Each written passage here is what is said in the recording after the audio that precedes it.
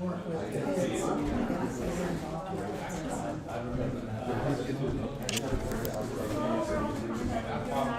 well, yeah, you know, COVID's still lingering and all that, it's been difficult.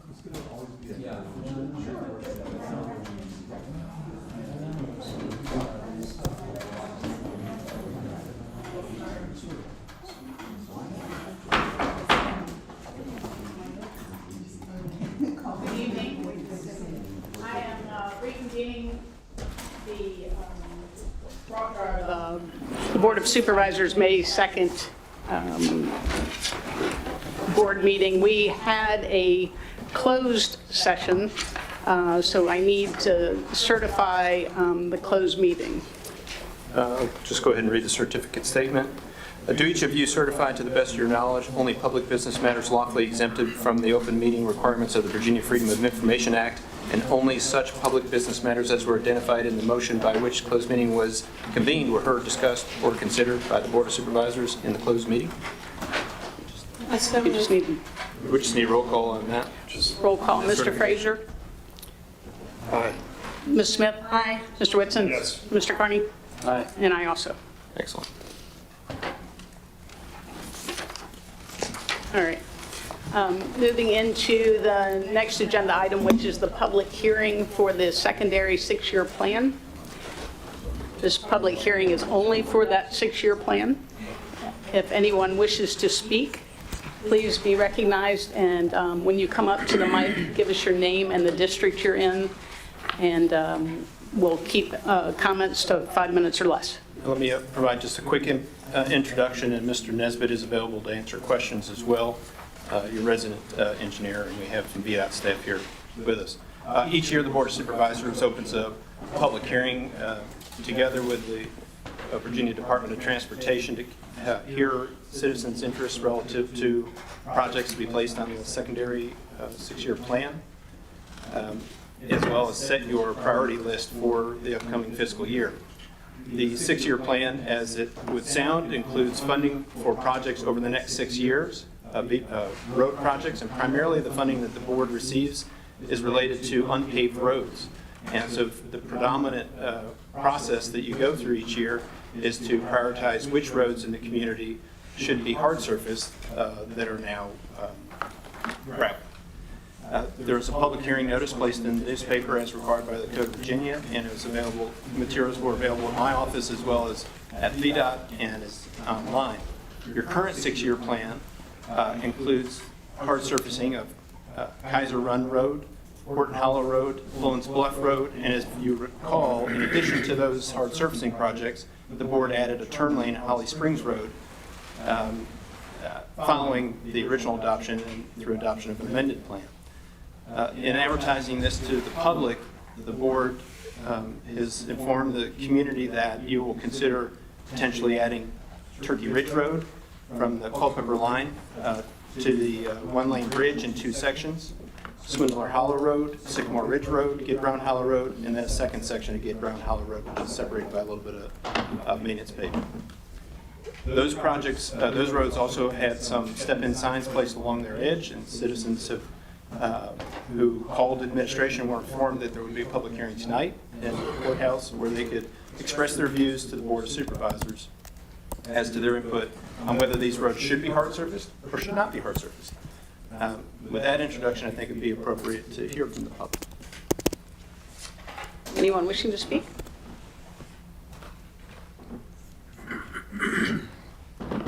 Opening the public hearing. Yes, sir. Opening the public hearing. Well, I did not expect to speak on this issue. Rich by me. I'm in Piedmont District. I live at the end of Old Hollow, over on Swindler's Hollow. I just saw the signs a few days ago. I do not support this idea. I believe the gravel roads are perfectly adequate. The speeds are appropriate, and it maintains and continues the rural nature of the county and that area. Thank you. Thank you.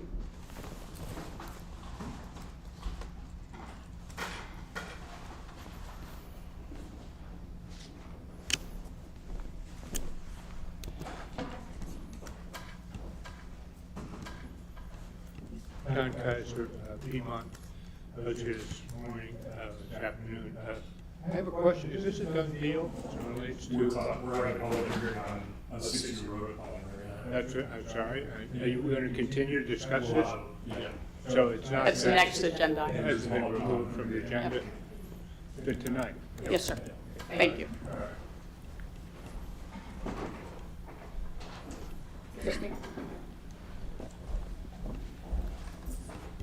Hi, Patty Hardy. I live on Holly Springs Road, just across the line into Culpeper, and I am all in favor of a turn lane. That little turn lane coming east on 211, turning on to Holly Springs is really treacherous, so I'm in favor. Thank you. Turn lane's already approved. Yeah.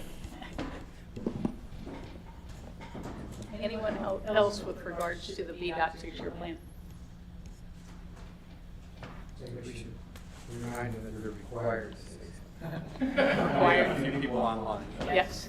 Anyone online wishing to speak during this public hearing?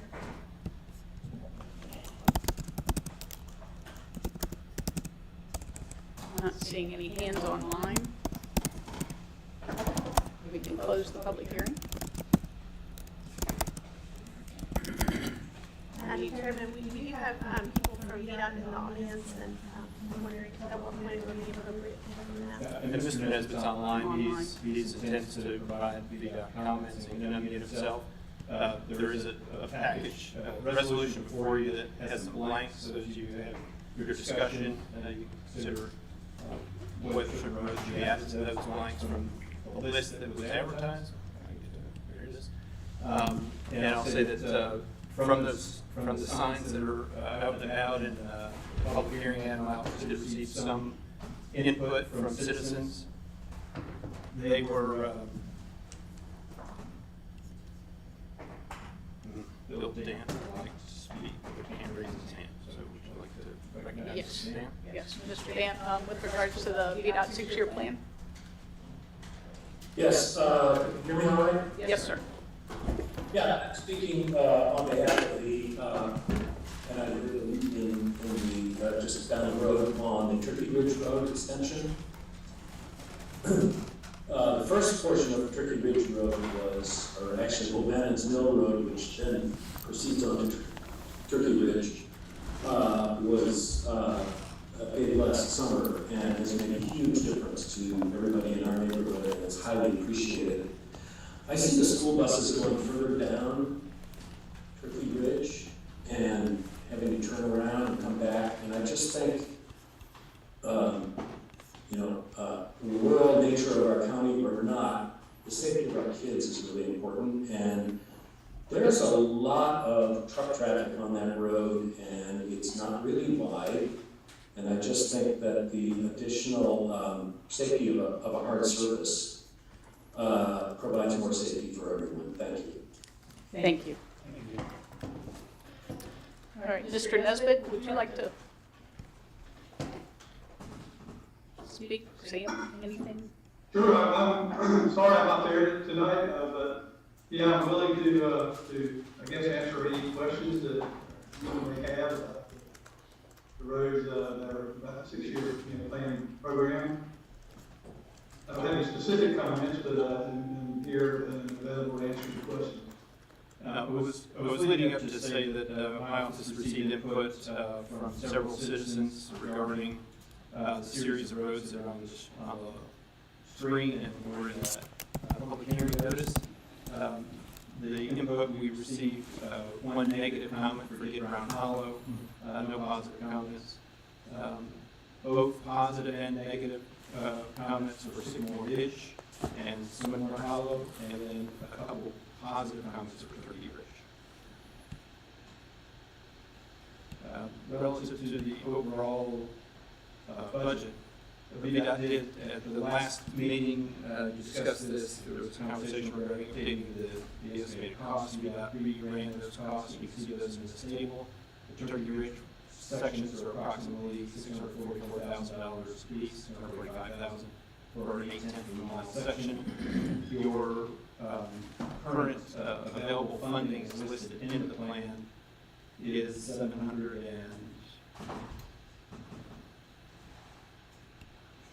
$766,306 for future designated road. So you could fund up to $766,000. You don't have to consume the entirety of that balance. You can add to leave balance and have that balance be available and use it next year. Mr. Curry, I just have a question about and this goes to Ms. Hardy's comment. I can see why she was compelled to comment on the Holly Springs turn lane. I'm sure there's an administrative reason for this, but I thought the turn lane was already something we had resolved, yet the resolution in our board packet reflects it as number 2 under the clause that appears to be a construction priority list. And I just want to understand why we would be voting on a resolution that effectively addresses Holly Springs a second time. Every year, when you consider your 6-year plan, you are reapproving that priority list in its entirety. So Kaiser Run Road, that engineering is well underway. This board could take it off the list and have a bunch of site costs, and same with these other projects. So you need to reaffirm that these are your chosen roads, and you have in the past, took a road further down the list and moved it from the plan after citizens spoke out. Right, and that's kind of to my point. I just want to make sure by taking this action, we're not effectively starting over, and I trust that Holly Springs, the turn lane design and all of that work. Mr. Nesbitt, I assume that's already underway, correct? Yes, we are planning on, inspecting that project later this summer. Okay. For this year. Okay. Okay, thanks. So if there's an interest of the board, you can simply pick one of these sections and enter it into the blank on the resolution. I have heard from multiple constituents on Turkey Ridge Road that they would all love to see it improved. I think it's a real health and safety issue for many of the folks that live there. And before I was elected, many people on Turkey Ridge Road said, "Hey, you win, we want this fixed." So I'm here to vote for that. I know that people would be thrilled. That's my bit. Are there any roads that we want to remove from this list? That's another good point. This tracking sheet that we've used over the last several years, tracking roads that have been considered, and several at the bottom of this list have been discussed in past years. You've had citizens come out and tell you, no thank you. You could add, for example, Swindler Hollow or Sycamore Ridge, or get around to those if you so choose, or you could leave them kind of in a neutral category and reconsider them in the future. You can always reconsider any road, but that's just a data keeping for us to recall where we were a year ago when we're at this time next year. Well, I think everyone knows when we had this discussion to advertise for these road sections in Piedmont District, and I'm not familiar with the stretch of Turkey Ridge Road, but I didn't think any of these were good options. But we put up signage to get feedback nonetheless, and I heard more negative, in some cases only negative, on all of the options in the Piedmont District. So I don't see the need to advertise them next year, but I don't know that they need to be taken off the list. Excuse me. Not add any of these in Piedmont District? I don't think any of the candidates, I think Turkey Ridge is the best candidate this year. I'm not sure which section is the better candidate to add this year, but Swindler Hollow and Sycamore Ridge, I heard from folks in that area that did not want it added, and Gid Brown Hollow, I also heard from folks down there that did not want it added. So I don't think any of those are good comments, or good options to add this year. Kaiser Run should remain. I mean, when we took a road off the list and completely reordered the list, it was because this gallery was packed with people telling us, take us off the list. That was Battle Run. Battle Run. Battle Run. Thank you, Gary. That is the only occasion on which we have removed a road, in my recollection, from the list and reordered the list. Otherwise, if there is not swift and resounding backlash against the roads that are already in progress, we should let them play out. Kaiser Run Road ideally would be a very nice, quiet back road. However, Little Devil's Staircase is at the end of Kaiser Run Road, and that means it gets a lot of traffic. But sometimes Kaiser Run Road is the river. Well, from what we've heard from VDOT before, paving it would only help. You did receive a lot of support for that last year.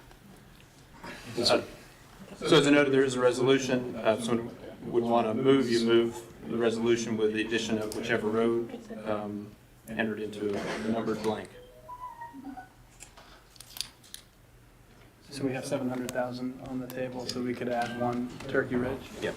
And presumably you would add this section that extends the hard surface from North Bennett's Mill, which is the first entry on this chart. Right.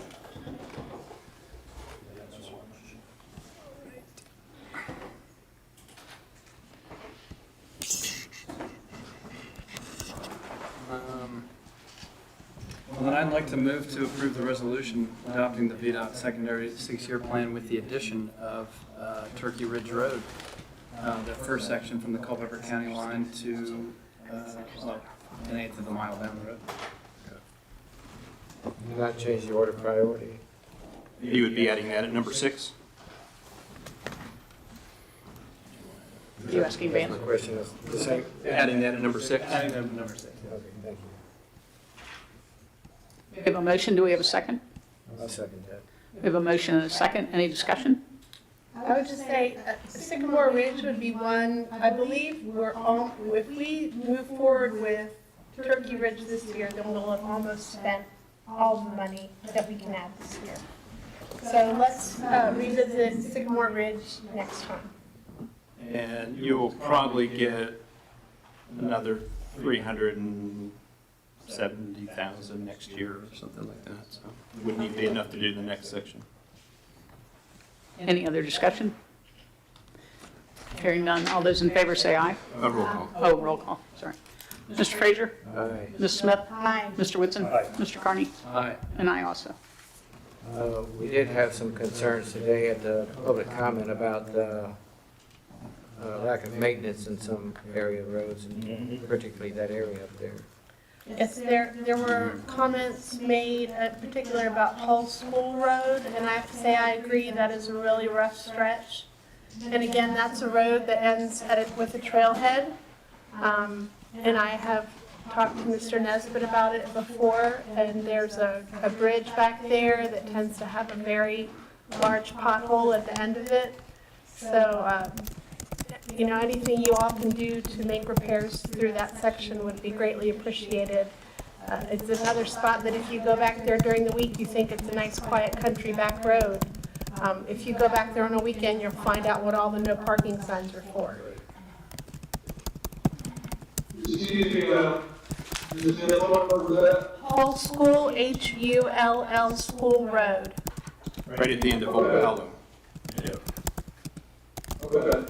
And I know when we had talked about it before, Mark, you had said you all made some repairs back there, but it seems to be an issue. There's a lot of water back there, so, you know, there's some repairs made, and then a bad storm moves through, and then things kind of get back to where they were. So it may need some ideas to help them out.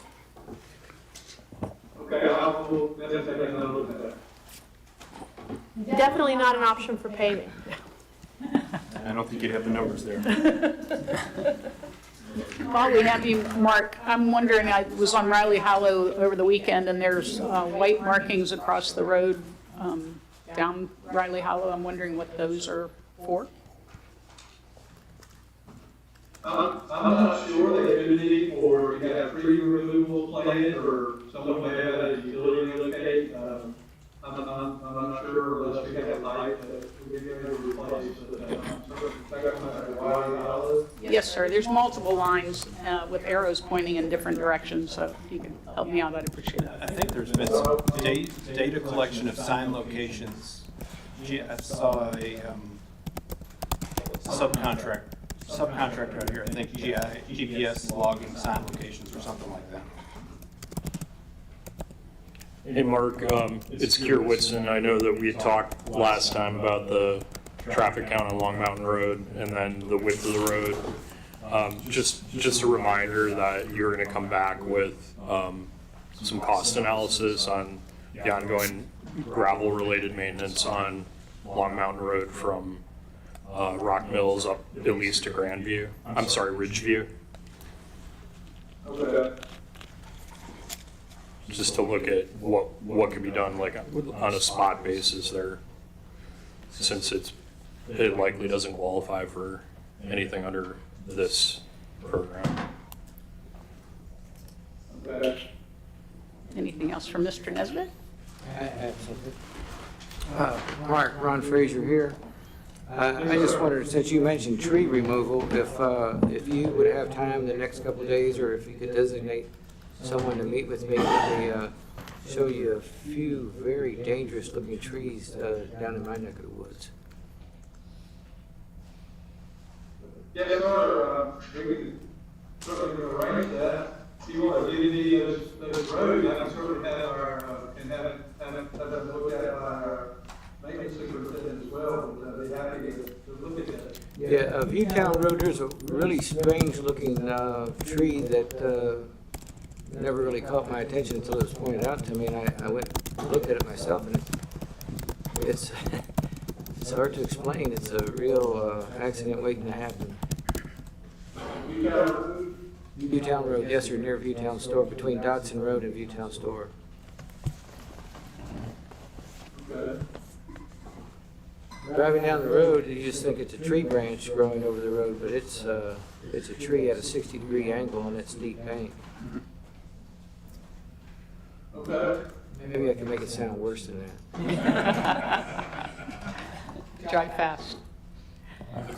David Jenkins, who's here in the county, has been really good on our road, coming out and looking at trees. Yeah, I mean, I've seen this, I don't know how many times, I just never really noticed the way that it's positioned on that bank. It's not a tree, it's a tree. So. Mr. Fraser, you said if you want to send me, a list of locations, I could get them, we could get them, assessed, and, if they need to be removed, we can have them put them on our list. If they take a little while, we can get them on our list for removing, unless our area headquarters, unless they're not really a big, complicated removal, we can remove them with our area headquarters, but if they're bars and or near power lines or something like that, we typically have to get our contract. Yeah, it's not large, but it's a very awkward place. Okay. So I'll try to get that together for you, and I'll forward it to you. Okay, that'd be great. Appreciate it. All right, anything else from VDOT? Mark, any updates on the Sperryville paving project? And that'll be my last question. Yes, the contractor is having some technical problems, and the schedule is getting pushed out, so it's going to probably be the latter part of May. Okay. Before they get up to Sperryville. That's great. Thank you. And please, anything you can do to keep us in the loop. Sure will. Thank you, Mr. Nesbitt. All right, at this time, we're going to move into the public comment period of the evening. Anyone wishing to speak, please be recognized. Thanks, everyone. Please be recognized, state your name and your district, and we're keeping public comment to 5 minutes or less. Madam Chair, I was going to ask, but I really think it's probably not necessary at this point if we have public comment before the next business item. Are we going to allow any comment during that period?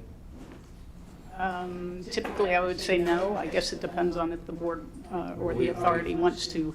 We've never had a public hearing on this project. This is a public comment, so people can get up and say whatever they'd like at this point. I understand, but we've got information or maybe discussion that we could give them. They could comment on that. I just thought maybe that might be appropriate since it's such a large item. As we've done in the past, if the authority or the board chooses to have someone speak, I'm fine with that. Thank you. Yes, sir. Yes, ma'am. Broadband. Yes, ma'am. Or anything else, really. Yep.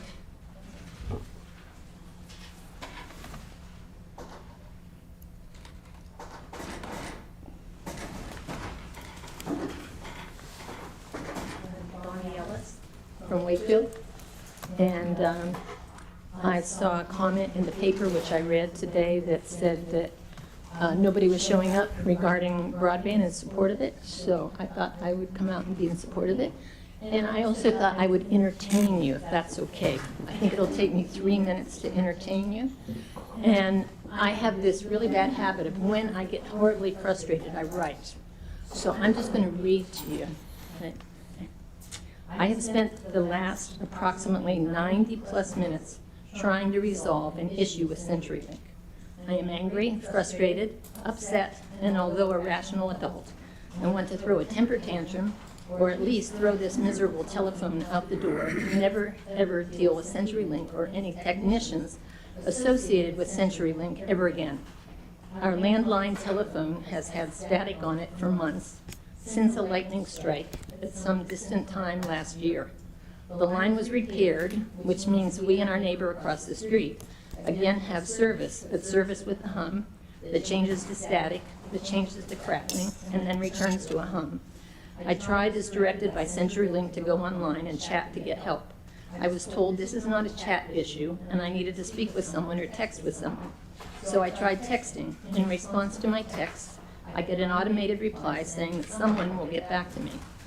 Occasionally, I would send another text inquiring, but other than an answering text saying that someone would get back to me, nothing ever happened. And we're talking about months here. Finally, a week ago, someone got back to me. That individual told me I needed to call 1-800-244-1111, option 5, to speak with someone about repair. There is no option 5. Our latest phone problem started this past week. In addition to the hum static, there is now either number 1, no voicemail, or number 2, an alternative message which is not the voicemail. A technician came to our house and worked yesterday, Monday, today, Tuesday, and will be back tomorrow, Wednesday, trying to fix the static hum on the line.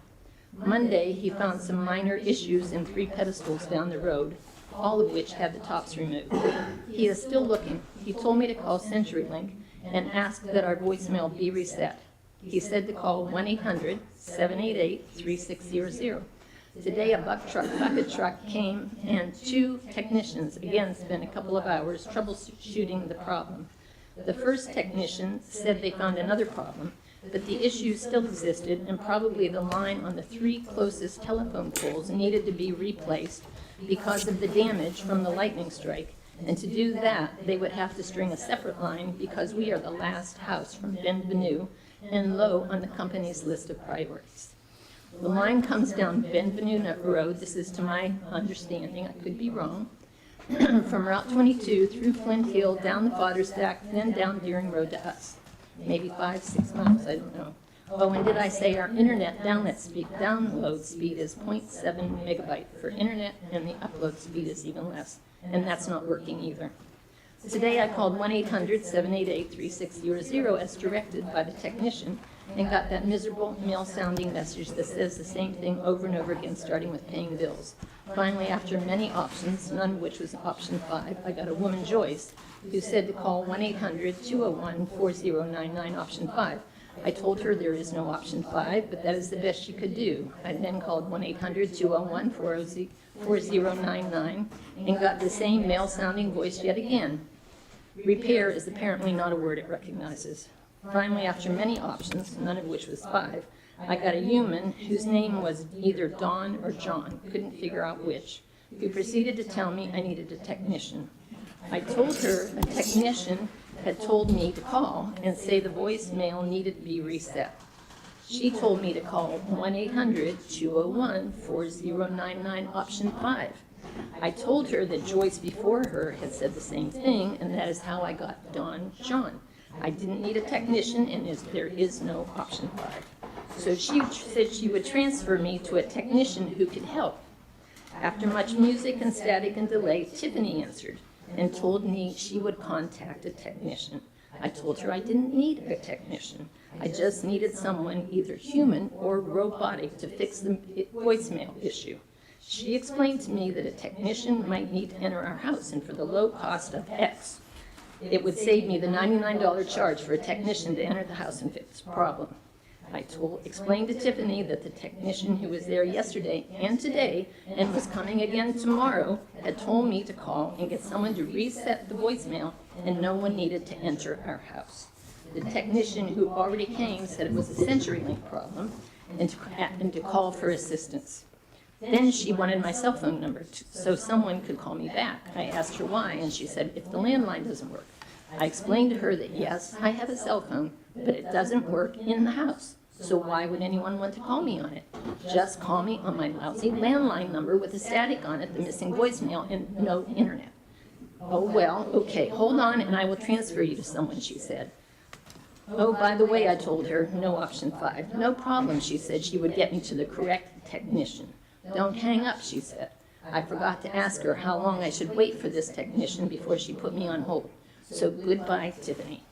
So I understand, sure, I understand sorry. Sure, I understand. What can she do? She is a female voice attached to a real person somewhere on planet Earth, presumably who is following her routine and procedure and instructions and wants me to go away just as badly as I want her to go away, and for all our telephone issues to go away also.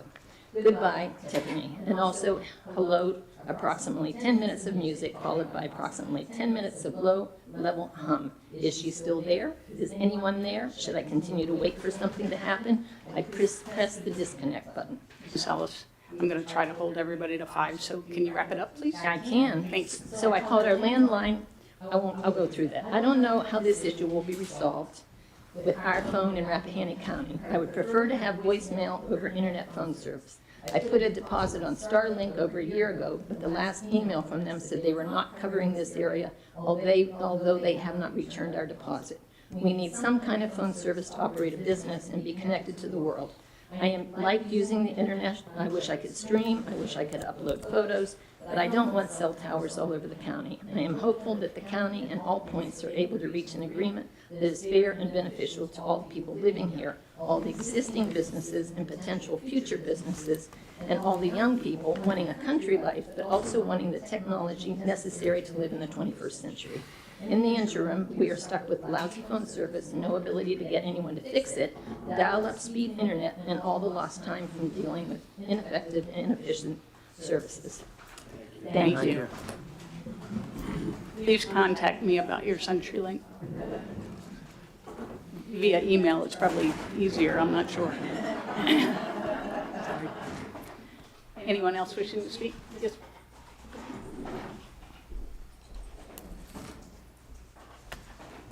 Hi, Patty Hardy, still live on Holly Springs Road, but I'm not here to talk about that. I am the executive director of Rapid Home. We're a local nonprofit that serves the health, safety, and social needs of Rappahannock's seniors. And our office is in the old Washington School on Mount Salem Avenue. I know you all understand the importance of broadband to Rappahannock. I want to focus on the needs for broadband of a certain segment of your constituent population, the county's senior citizens, of which I am one.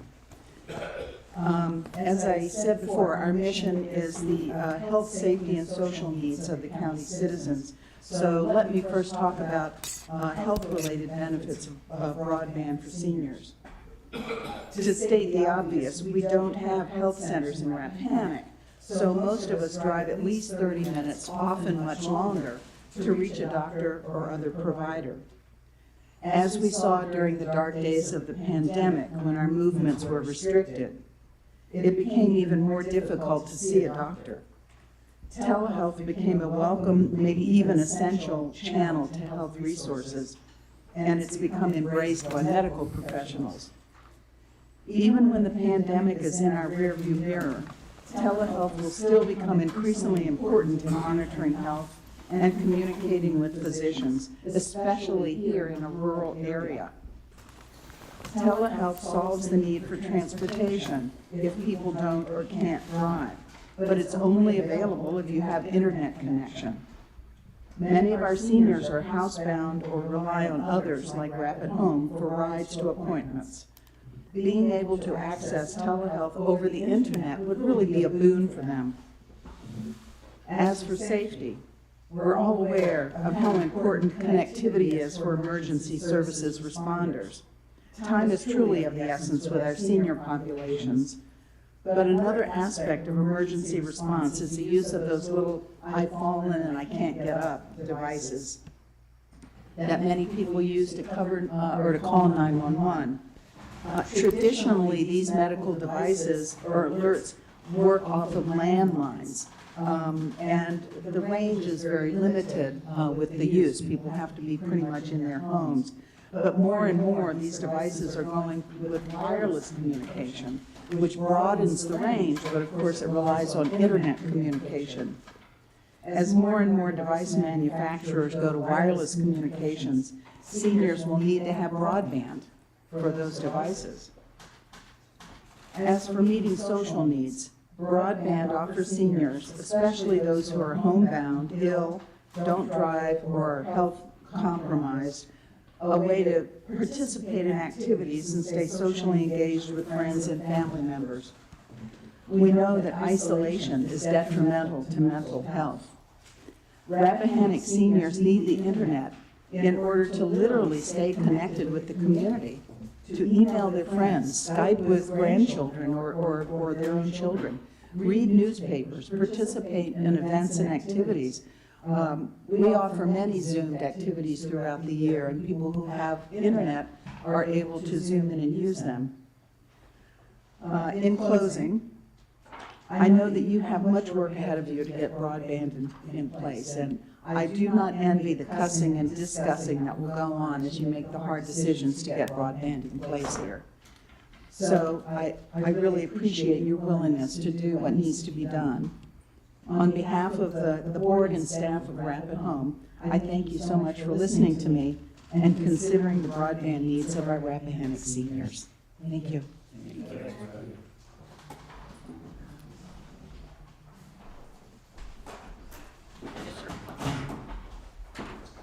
I am in the Stonewall District, and as I've written and talked before, I'm a huge fan of internet, broadband.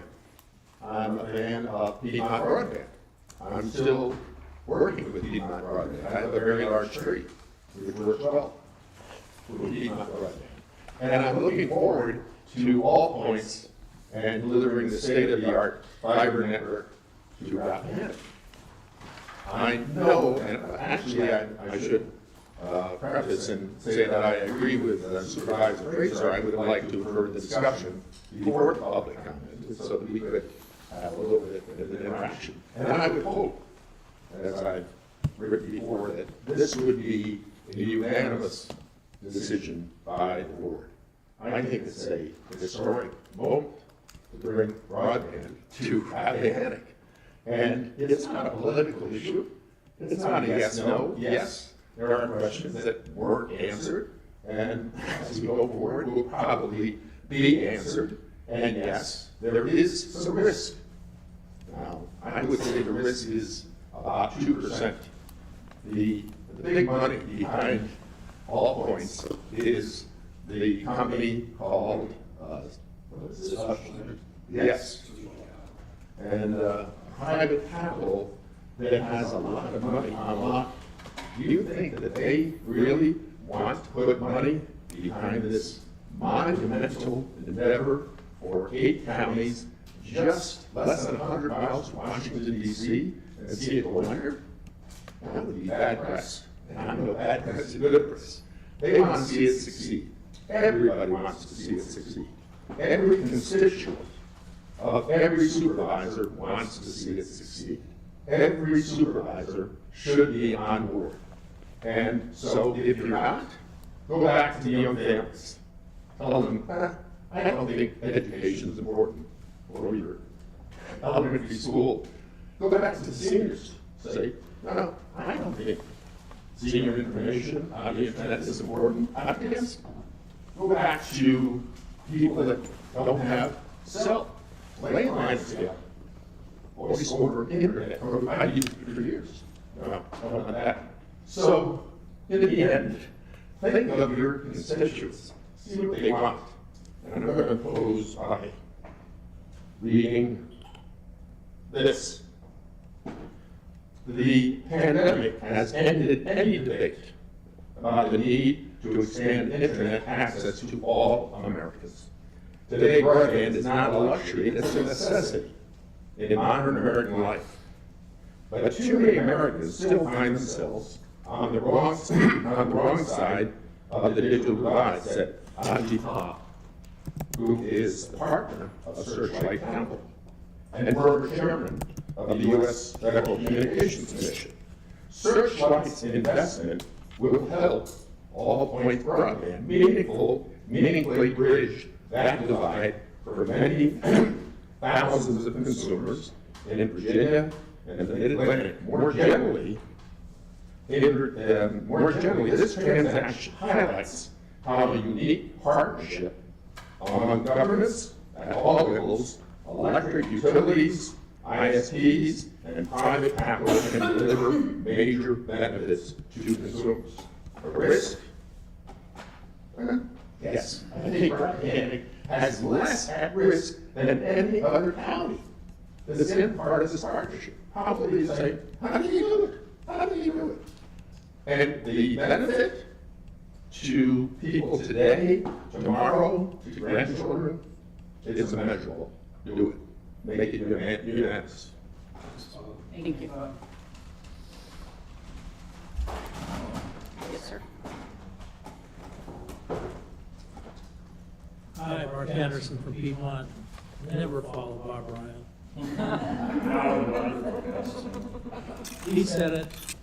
What I'd like to do is request one of you to put the letter from Robert Yowell, which was sent this afternoon and posted on the Facebook site, into the record. There's a mechanism to do that. It's a thoughtful letter. I don't necessarily endorse it, but I think it should be part of the record. Thank you.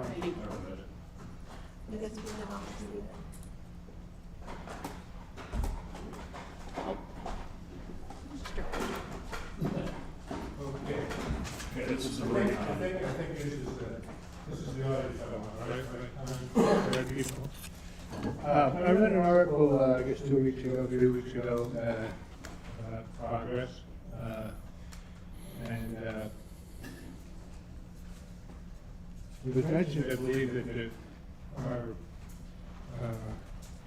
executive director here, Mr. Curry, had some concerns, I believe was the terminology.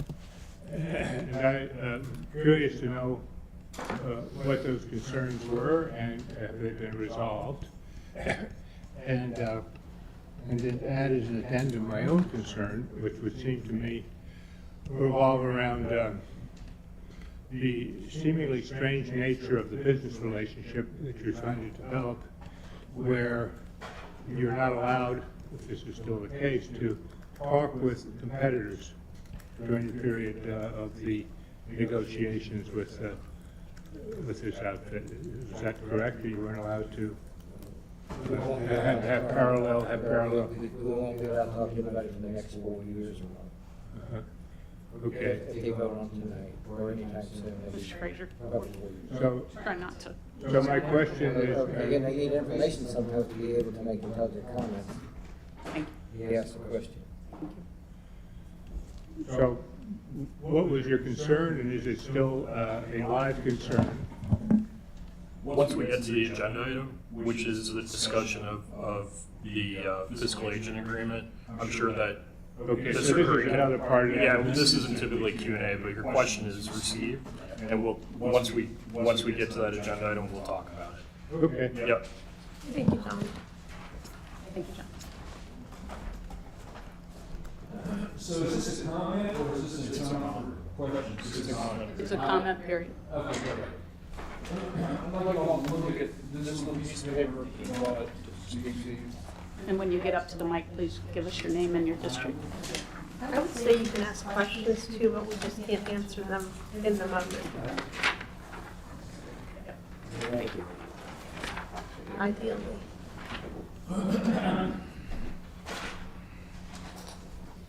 My name is Ben Mason, and I'm in the Stonewall District. For 20 years, I've done repairs for Verizon, who runs the fiber to the homes in Northern Virginia, D.C., Maryland. And for 20 years, I have done the repairs that we are going to see happen from the damages that are certain to happen in these installations we're going to have. It's not just getting fiber to the house, it's what happens once it gets to the house, okay? It gets to the brick, the drills are 12, 14 inches long, they go to the brick, they go to the stucco, they go to the siding, aluminum, vinyl, cedar, whatever. And imagine you're in your house and there's a drill coming through. Uh-oh, it's in the wrong place, now my drywall needs to get fixed. Well, actually, I want it in this room over here, so the guy goes in the attic, he falls through the attic. So, if you look at that list there, you'll see all the kinds of damages that I have to repair. And I've got a stack of invoices here. They just hit a, this is just recent here. I mean, it's sort of breathtaking. Here's siding, they hit a water main, that was $8,200. Okay, here's, $3,500, they hit electric, HVAC, fire trucks had to come. It isn't small damage when you hit an electric line or a plumbing line or a sewer line. You have houses flooded. You hit a water system and a townhouse is flooded. And so I'm there replacing floors and carpeting and siding. We're up to $53,000. There's little damages, there's little drywall damages. Here's one for $3 1/4 where they came in, the guy hit a spot in the wall where he blew out the drywall. I had to patch it and paint it match paint. They drill through hardwood floors. I have to fill in that floor where the hole is, where they drill, match that floor color. Then they go in the attic, and you got a hole in the trim. I mean, it is an endless amount of damage that happens. Here's my point. Who's going to pay for that? That's what I want to know. Is All Points going to pay for that? Because the way Verizon works is the first $1,000 they pay me. I'm on a 90-day cycle. If it's over 1,000, Sedgwick pays. That's the insurance company. Folks, it is an endless amount of trim, hardwood floor, tile, cabinets, they fall to the ceiling. I have to match paint, I have to match texture. I mean, my voice is shaking thinking about the amount of work I gotta do this week. I mean, it's an endless array. And I've got a siding crew, I've got a plumbing crew, I've got an HVAC crew, but I do all the artistic repair. And when you're inside of a house and you gotta match color of drywall or wallpaper or plaster, it is expensive. Who's paying for that? Is the homeowner going to pay it? Have we thought about this? Because if you're upset that they screwed up in your house, you don't want to have to pay that first $500. I don't think that's fair. I think we need to take a deep breath and ask them who's going to pay for this. I do this for Cox, Comcast, and Verizon. I've been doing this 20 years. And I had high hopes of reading some of these, but it's almost, Mr. Green, they hit both circuits. We had to restore the power, we replaced the drywall, we did all the painting of the areas. When I say we, it's me and one other guy. Here's another one where they hit a fence, knocked the fence over. I mean, it's endless. It's an endless array. Who's paying for this? Are the homeowners paying for it? I hope not, because it's expensive.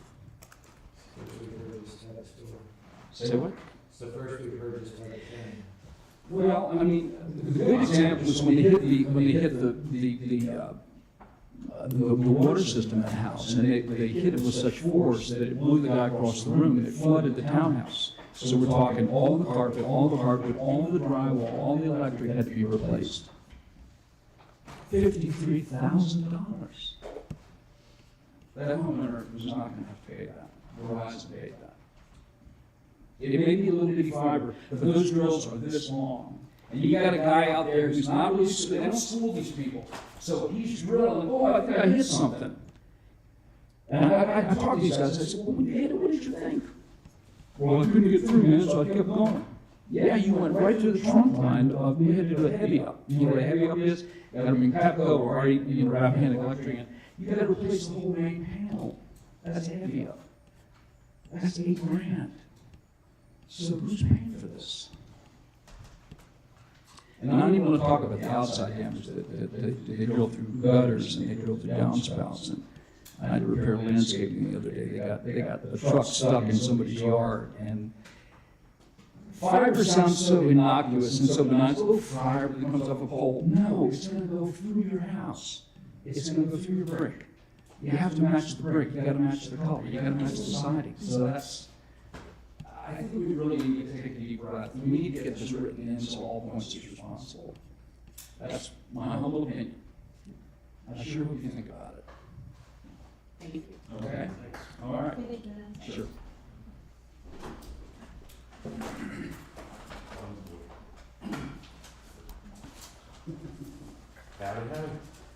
Rich Bobby here, Piedmont District. I've been working on this for 30 years, and I'm sure I've passed for 30 minutes, 1 minute for each year of the I will also say usually there's a red, a yellow, and a red light.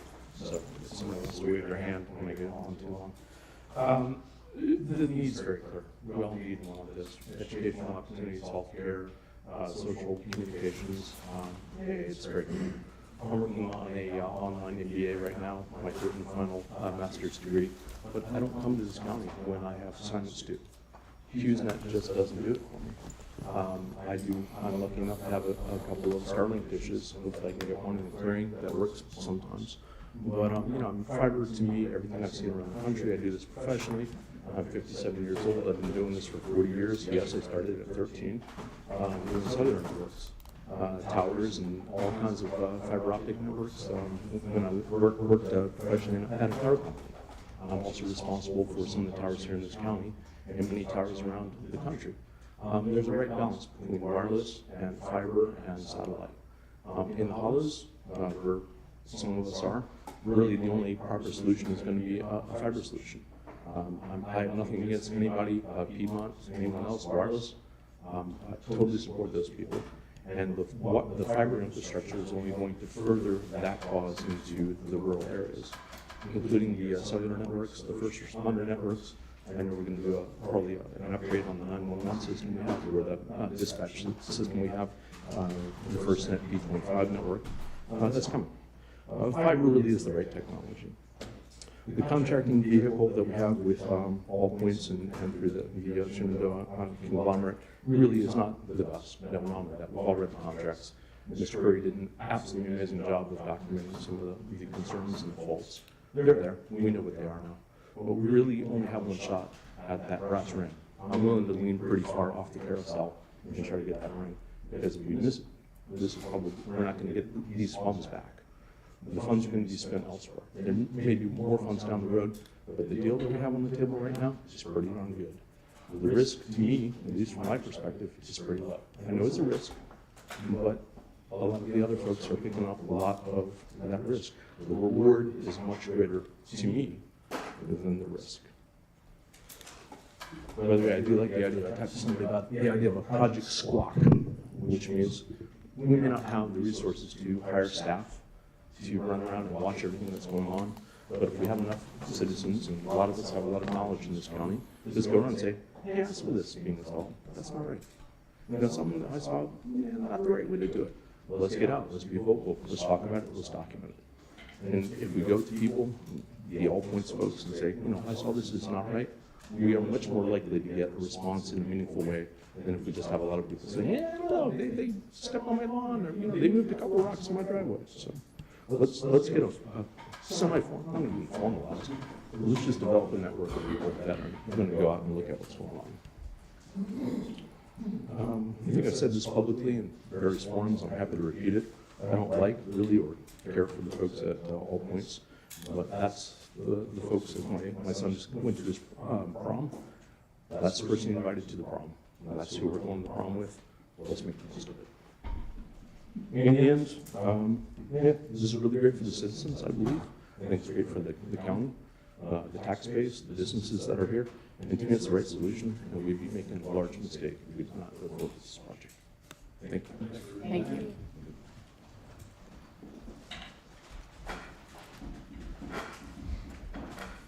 Anyone else in the courtroom? I see we have a bunch of folks on Zoom. Anyone wishing to speak, please raise your Zoom hand. You see Bill Dance's hand is up. Mr. Dance, if you'll tell us what district you're in. Thank you. This is Bill Dan from Stonewall District. Let's see. I would first like to speak to the issue of landlines, which they brought up about people who were in the top end of the county. I live in the far southern end of the county, Boston, where we have Verizon.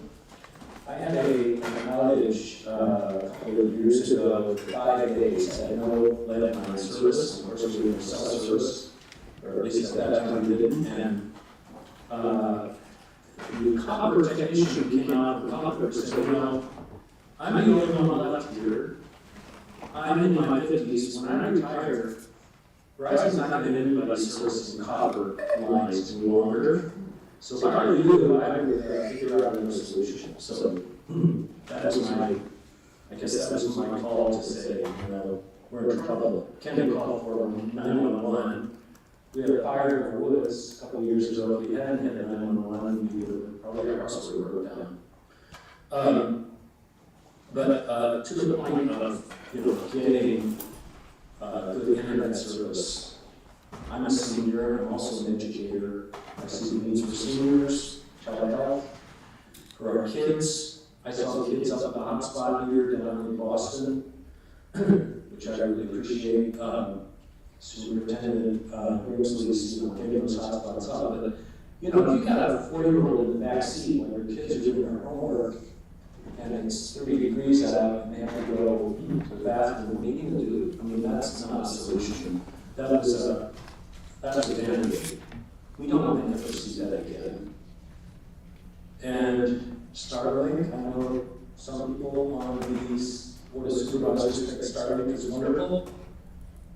The tree coverage we have around our houses, we never allow us to have a satellite link, although we could afford it. A lot of people in our county can't afford the upfront, what is it, $600 just for the, and for the dish router, and then you wait months, years maybe to get it. It's great for people who can afford it and who can get it with their coverage, but it's not a solution for everybody in our county. So we'll just say, yeah, it may not be a perfect opportunity, but it's the best we have, and it's not going to come back again. We don't take it down. Thank you. Thank you, Bill. Thank you. Anyone else online?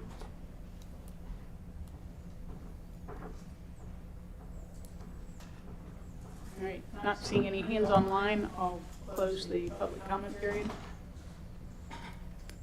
and open it up to the board. Well, let's formally move into the next agenda item. Oh, we do need to formally do that, don't we? We need to convene the Broadband Authority. We're going into the Regional Valley Broadband Project. Someone would like to make that motion? We have a second? I'll second. A motion and a second. All those in favor say aye. Aye. Aye. Any opposed? Thank you. All right, both authorities are here.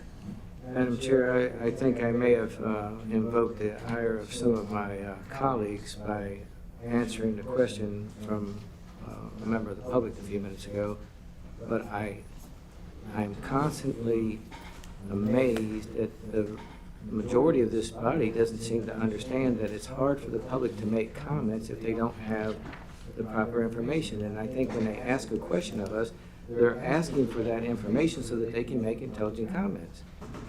And I've seen this for so many years, it just aggravates me that it's not seen by everybody. And I'm sorry if you feel I spoke out of turn, but I'm probably going to do that again if somebody in the public asks a question so that they can make intelligent comments.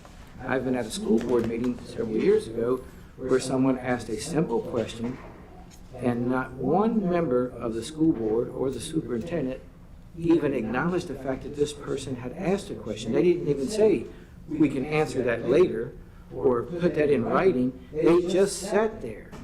And I am not going to allow that to happen on a board that I'm a member of. I'm sorry if that offends anybody, but I'm going to answer questions, even if it means that y'all get upset at me. I don't know what to say. I think in both cases, we acknowledged their question and said we would address it once we once we started the discussion of the agenda item, so. But we if you did- don't allow him to ask a question later on, he wouldn't be able to make an intelligent comment.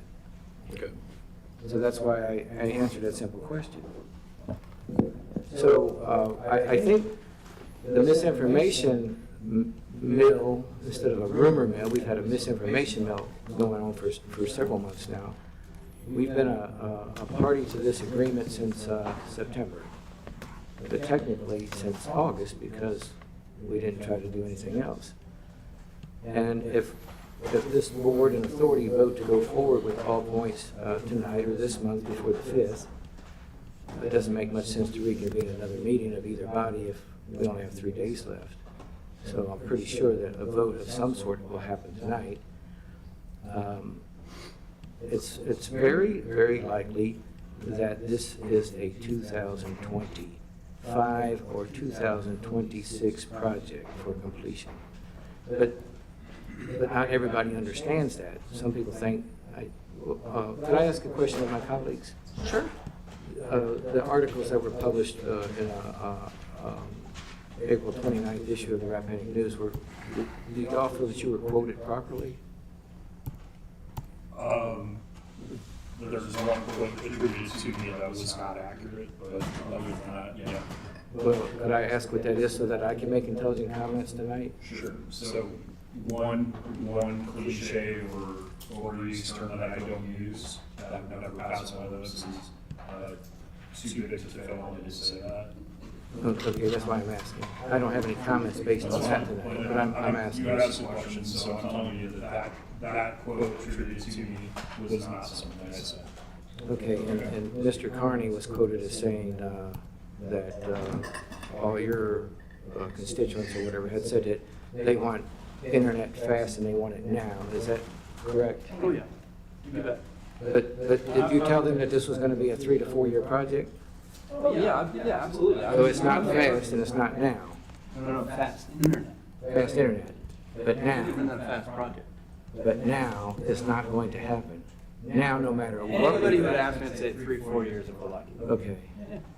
So I just want to make It's like when you're sure. building a house. When's the house going to be built? 2 years. Okay, well, add 35% to that. Or anyway, fast, affordable, reliable internet. Every single constituent, but the vast majority. Well, Even people who didn't vote for me, and then they told me that. I have drawn up some comments. I'm going to pass this down. If y'all would each take one. There's an extra one there for, I think there's more than one extra one there. So one for Mr. Curry, and then I'll give one each to the news media. And I'd like to have one that is a record in our minutes. Unfortunately, I didn't make one for, well, no. I'm going to have to get one of those back so that I can give it to the media. No, everybody, but there really, I should have had 9 or 10, but I only have 8. Can you get one back? I will before the end of the meeting, yeah. Because I'm going to have to, if I'm going to give it to the media, it was, anyway. I'd like to read this so I don't go wasting a lot of time and a lot of dead airspace. But again, these are comments on the All Points Broadband Initiative for Rappahannock County, given this day, 2nd May of 2022. I'm concerned the board and authority are approving a contract agreement with the Northern Shenandoah Valley Regional Commission, NSBRC, to be our fiscal agent without knowing enough about the project. There are legitimate concerns by me, a board and authority member, and 5 members' constituents. I hear from people all over the county. I'm related to some people in all 5 districts. There is no defined start date, and I believe Mr. Carr mentioned in the Rappahannock News article that he would start within 12 months of the final approval by the Department of Housing and Community Development. So that puts us a year roughly from this month for starting the project. Maybe. So there's no anticipated completion date. There are also no maps showing the areas of proposed construction of service, This is significant due to the MOU entered in last September with All Points Broadband that Rappahannock County will not work with any broadband providers or a partner with All Points that would be in direct competition with the All Points Broadband Initiative. So for the next roughly 3 to 4 years, this county can't work with any other providers or we would be in violation of that MOU. I just want to make sure that everybody on this table is in agreement with that, because if I'm wrong there, please correct me. I believe we heard that once the contract is signed, if the contract is signed, then Yeah, but I heard that too, but if you go back and read the fiscal agent agreement, it says that it does not supersede those documents, so that will still remain in effect. The MOU states that that term runs through the point when a definitive agreement is entered. I believe in this appendix online that if you, as bodies, take action to enter a definitive agreement to move this project forward, I would think that is the trigger for. But we don't know that. your attorney is online and. Well, we can ask that question. I'm just going to keep going. We may have questions to make about that. There has been very little change in any of the agreements since Mr. Curry wrote his issue paper on the agreements. Two very significant problems I agree with are the fact that there are no maps, only a reference to the body application, and no mention of residents in served areas that would have to pay high construction costs to be served by current providers. That affects every one of our districts that has either CenturyLink or Comcast running through it. I have a neighbor that cannot get on Comcast that goes right by their house unless they pay $4,300 to get on it. My property's the same way, but I've found a way to get internet without paying $4,300. And I've done so legally, in case anybody is concerned about that. But there's a lady in Jackson District who was quoted $83,000 to get from Comcast to her house, and there's nothing in here that would help her. We had an individual that lives off Newtown Road that was told in excess of $25,000. There's nothing in the agreements that would protect him. We were promised that, it's not there. And if it's not there, it didn't happen. So that person spoke in favor of this program because he heard that. But now we don't have that to protect them. But they're considered, I don't want to interrupt your train of thought, but it's an important point. So part of the underserved, and this has been well articulated, would include anyone who is otherwise on a Comcast distribution line, but that has been. He said that. He didn't put it in writing yet. If it's not in writing, it hasn't happened. All right, you can ask Ms. Panda if it's embedded somewhere in the series of documents. I'm sure it's not, but I may be mistaken. Okay. Let me see. The body application has the County of Rappahannock taking care of easement issues. This could lead to condemnation proceedings against our very own constituents if this project is built. Yet our board has not acknowledged that it is even aware of that possibility. I brought this up a couple of times. It's still in there because it's in the body application and there's no contrary language in any of the agreements. That's still in there. By not being a party to the construction project with All Points, Rappahannock County has no legal ability to inquire about any part of the process. Any part of the process. Or to influence any part of the construction project. Somebody was quoted in the paper as saying that they would do everything possible to make sure that if anyone got missed, that they would work hard to make sure that they were covered and that it was built efficiently as possible. We don't have any ability to talk to All Points on this. They don't answer our phone calls now. They don't come to our meetings now. They're not going to do anything after we give them access to $13 million. So I don't even know why that was said, because it's a false assumption on that supervisor's part. In short, if we realize an area is being missed, we cannot do a thing about it. All monies will be paid by Rappahannock County before any anticipated completion date. This fiscal agent agreement has Rappahannock County paying 50% of the money between now and July 1 of 2023, and the remaining 50% by 1 July 2024. We will pay 100% of our obligation probably before they start any construction in this county at all. That's what the agreement says. And I just want everyone to know that I understand that, and I hope the public understands that we're gonna pay 50% upfront before they probably start anywhere, and the other 50% most likely before they ever get to Rappahannock County. So my closing comment, board and authority members, is this is not a project where Rappahannock taxpayers are protected at all.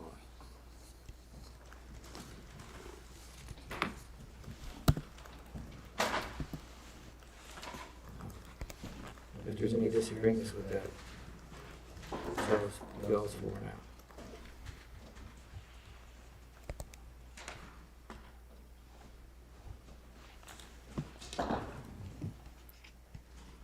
We can, if you want to talk to Mrs. Pandak, she's available at any point on the discussion. Well, if she heard my points, if she got anything contrary to say, I'd love to hear, because on these points, I really would hope that I'm mistaken. If I might, Madam Chair, are you ready for me to address those? Certainly. I'm not sure I can get every one of them, but I'm sure Mr. Frazier will add on if I miss them. With respect to talking to other providers and then violating the MOU, which was executed last year, I've looked at paragraph 6, which is the one I believe Mr. Frazier is referring to, and it says for as long as each participating locality agrees that for so as long as it is a party to this memorandum, it shall not participate in a course of activity or course of conduct that is inconsistent with or competitive to the initiative. My understanding is that once you have entered into the fiscal agent agreement, then the memorandum of understanding for phase 1 would have ended. Do you have language you can point me to? So I do not have specific language other than when I look at this memorandum of understanding, it says it's for phase 1. It talks about going through phase 1 and then phase 2, which is when the localities elect to go forward with negotiations with all points for one or more binding, mutually definitive agreements, and then it ends. And so, because the fiscal agent agreement is going to be with the commission, and the commission will engage with all points, then there would not be any further negotiations between the authority or Rappahannock County with all points, and therefore I would deem the memorandum of understanding to have ended.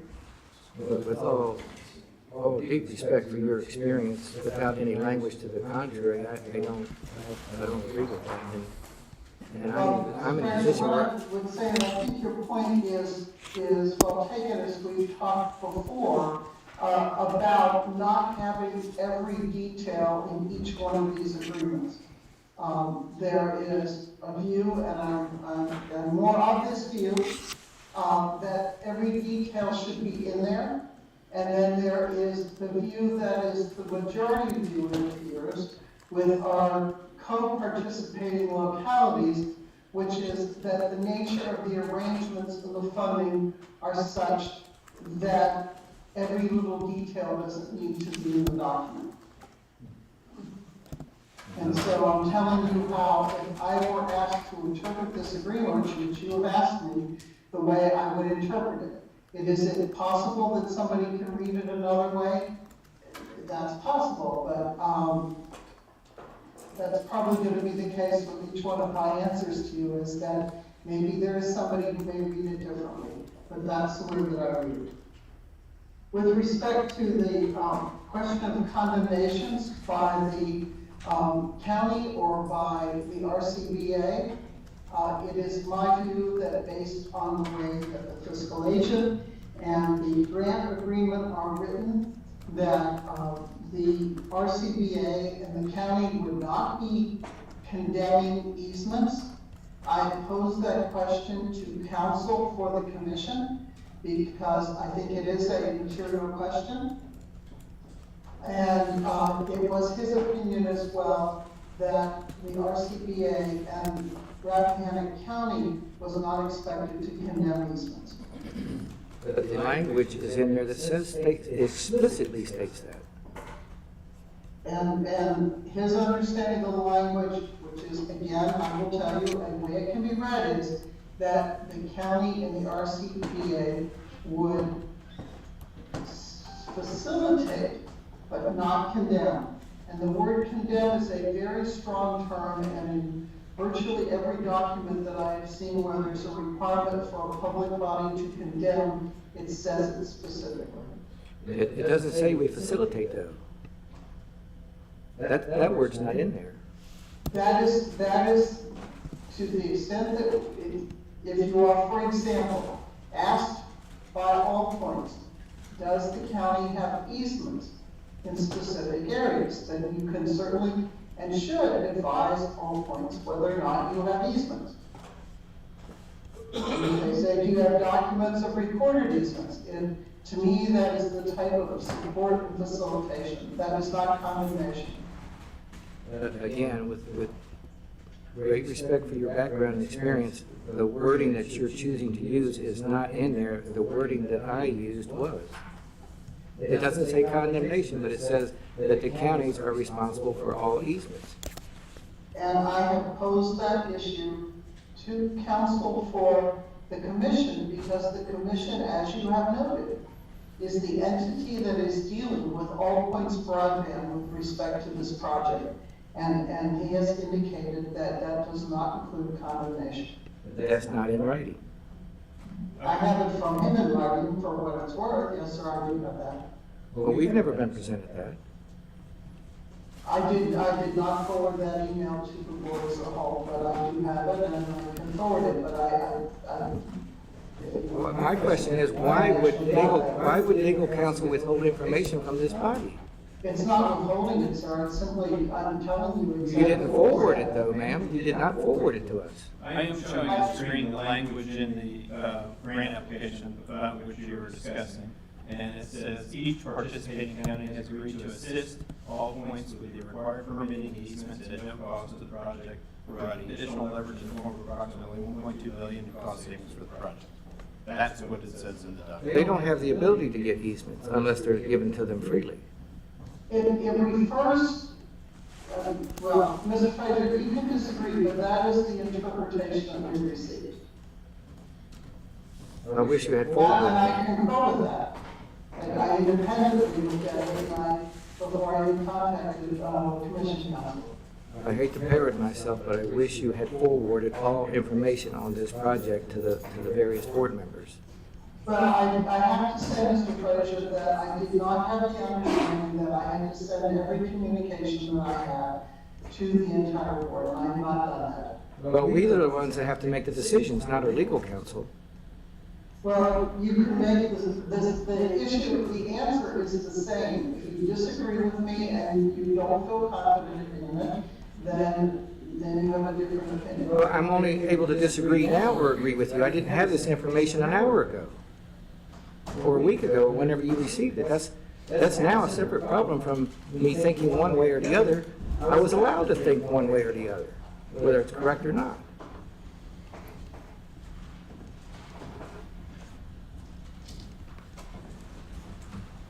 At this time, Mr. Fraser, I'd like to hear from other board members. Oh, please.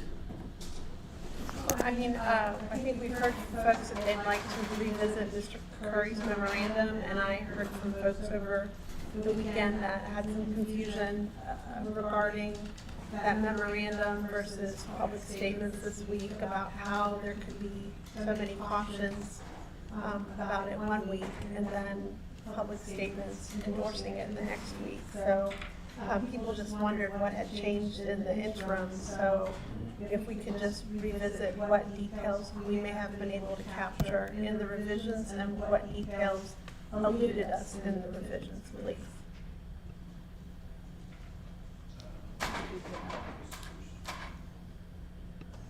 Thank you, Gary. The fiscal agent agreements on the screen right now should be shared to the folks. Zoom, there were very minor changes between the draft that the bodies reviewed a couple weeks ago compared to what is available now, and it became available just after, I guess, the press was hounding me for quotes for the last edition. And those are largely included in paragraphs 3, 4, and then I believe part of 5. And so the insertion in paragraph 3, those changes were largely incorporated in the earlier drafts, track changes along the way. And what Ms. Pandek and I had noted, and was, if you remember, my memorandum was about all 3 agreements. The agreement between the state and the regional commission, the agreement between the regional commission and All Points Broadband, and then the agreement between all the commission and the 8 counties. So this fiscal agent agreement is, on the screen, is between the commission and the 8 counties. We have not received updated versions of the other 2. We have received an update for this. And one of the main concern I expressed relative to the fiscal agent agreement was our legal or otherwise access to the regional commission to ensure that they fulfilled their obligations of their agreement with All Points Broadband. There was nothing in this agreement that really said that they had to do that. We collectively, 8 counties, would provide $62.5 million, and they would hold on to our money and hand it out as in a time pace. But it was important, what do the counties get for that? And what we got before was an assurance that they would provide, in accordance with the terms of the DHCD agreement, grant management, and they would provide, in accordance with the agreement's construction implementation services. But it didn't say that they had to do the things that they were compelled to do as part of the grant agreement with All Points. And so you can see the assertion in paragraph 3 and 4 to include reference to both the DHCD agreement and the grant agreement. And for paragraph 4, the body application and the grant agreement. So it's both what they said they would do in the application and what they are compelled to do with the DHCD agreement, and those things that they are compelled to do as part of the grant agreement. And that's important for us to have that access into the All Points Broadband agreement. Mr. Curry, I noticed that in paragraph 4, the phrase "body application" is there but absent from paragraph 3. There must be a reason for that, why the phrasing is "body application" in the latter paragraph. Do you know why that is? I don't know the answer to that off. Because above there's a reference to "body project," and I just want to know if there's any. Right, and I think the grant management is intended to be in accordance with the state agreement and the agreement with the All Points. And then for the project. And then for 4, the construction and implementation is consistent with what was said to the state and everybody on the planet that was going to happen according to the application, and that they have agreed to do as part of this grant agreement.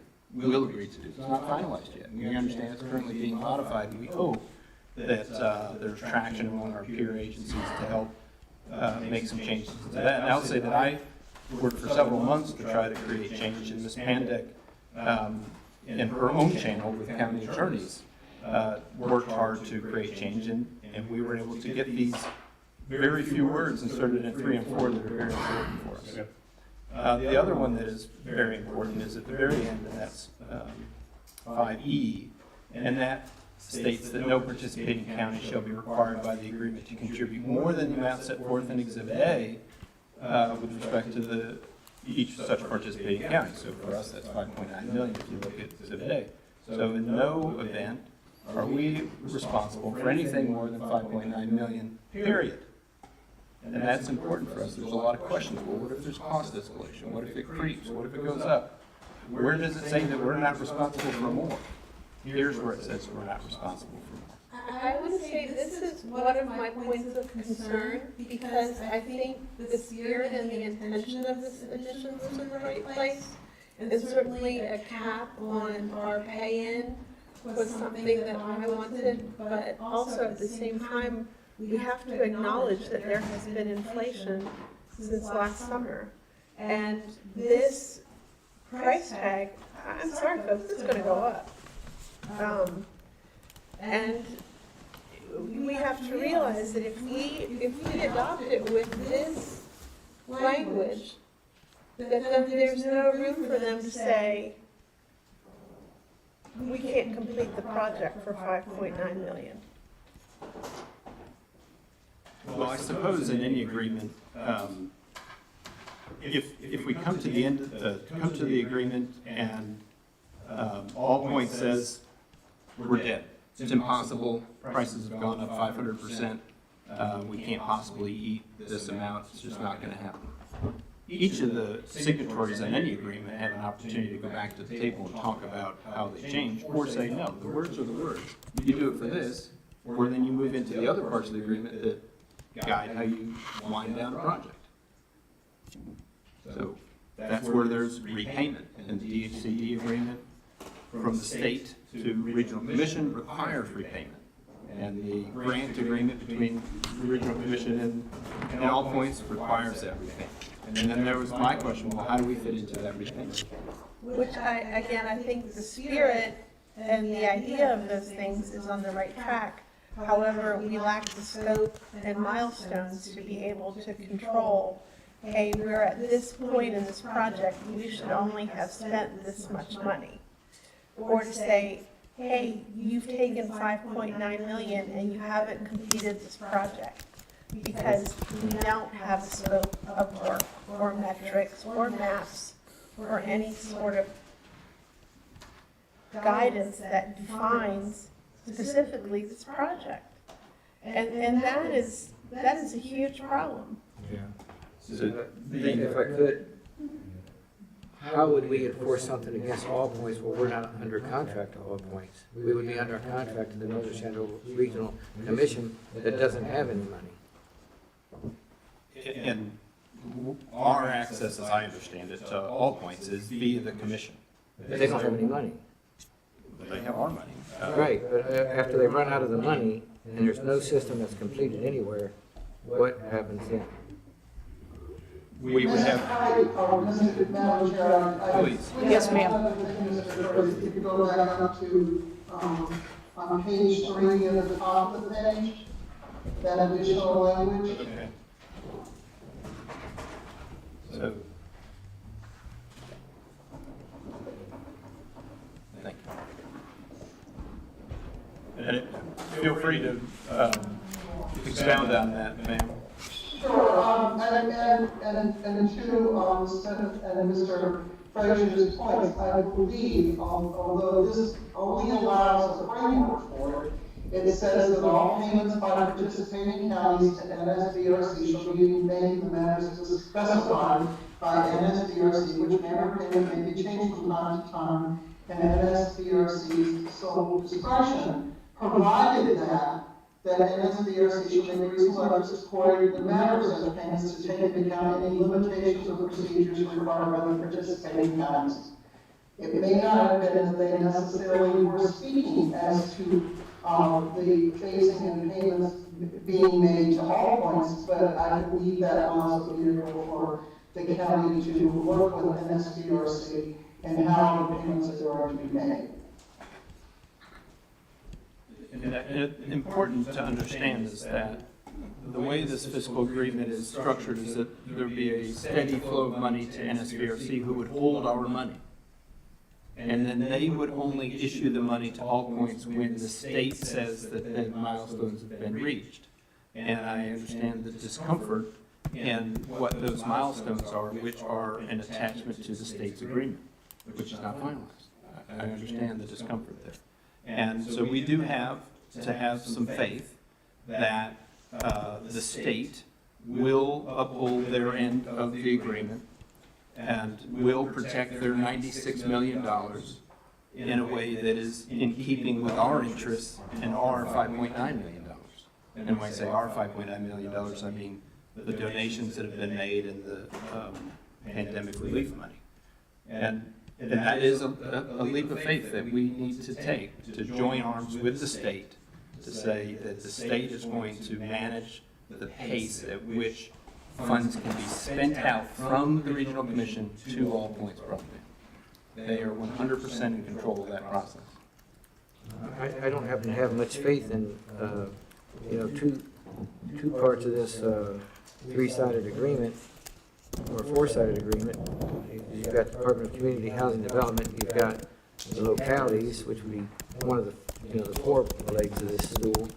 You've got the contractor, the vendor, All Points, and you've got the Northern Shenandoah Regional Commission, and who wouldn't meet with us. So you have two of the four who wouldn't respond to us and even meet with us to discuss some of these preliminary questions for the last 7 or 8 months, as promised. So, my premise has always been this: if they won't talk with us before we give them access to $13 million, which is the 5.9 local money and the 6.1 million, or 7.1 million rather, body funds, if they won't talk to us now, what compels them to talk to us later?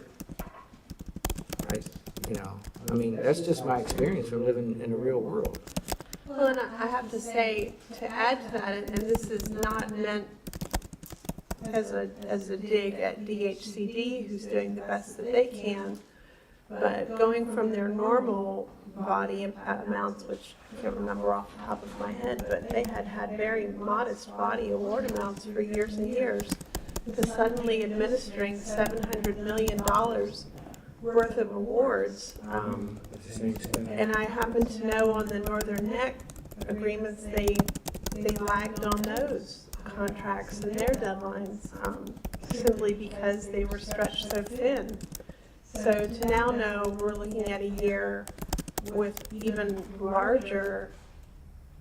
much larger amounts of money in play and many more localities affected, I think those deadlines will be affected, and I have serious concerns that DHCD will be able to give projects the amount of oversight that they need. Again, in the spirit of full disclosure, just a few minutes of research, Google, I find that All Points is involved with a build out in 20 counties in Virginia alone in the same time period. Roughly the same time period, 20 counties. And I think it's going to be very problematic. Mr. Whitson? Oh, I'm sorry, I thought Gary was working us through the agreement changes. And I apologize, the memo in front of me. Those are the main issue I had with the fiscal agent agreement was the failure that it did not have a link to the commission All Points agreement. I said all along that I wanted one agreement between the counties, the commission, and All Points. That's not going to happen. Our peers are not like-minded, and that's not going to happen. And I was very critical of our peers and not using the leverage that we have and have had to bring the power of 8 counties to bear. However, I will say that the 11th hour, movement is happening. I give a lot of that credit to Ms. Pandak, who's been really working her attorney contacts on the backside to begin to make these changes. They do look like very subtle changes, but they're very important changes to these agreements. And there's no guarantee that we will continue to see those benefits, but I'm hopeful that we will in the other agreements. I just wanted to make a few comments then. Thank you, Mr. Curry, for walking us through them. I hate to hear problems with landlines, and I saw people laughing during the description of what that poor woman went through, and I don't think it's funny. I think it's very sad. And the thought of having an emergency and not being able to reach someone is very, very sad. So I do hope, it didn't sound like she had accessed or called county administration to have that escalated. Hopefully, we can follow up with her and follow that escalation process and yield some results for her. And that was something we put on in place when Mr. Fraser and I were on a committee together, the Public Safety Committee, because actually we decided that was a good idea and the board approved it, and I think it's helped hundreds of people in this county, and it isn't foolproof and it doesn't always work, but it does help, and I sure hope we can help her, because that it's a terrible feeling.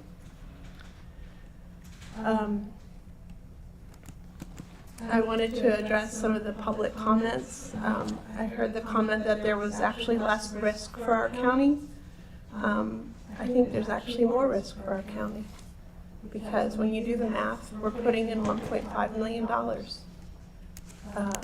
That's our $700,000 initial tranche from ARPA, plus ARPA money that I believe folks will have to be in play tonight, plus $400,000 from the schools, which is also county money.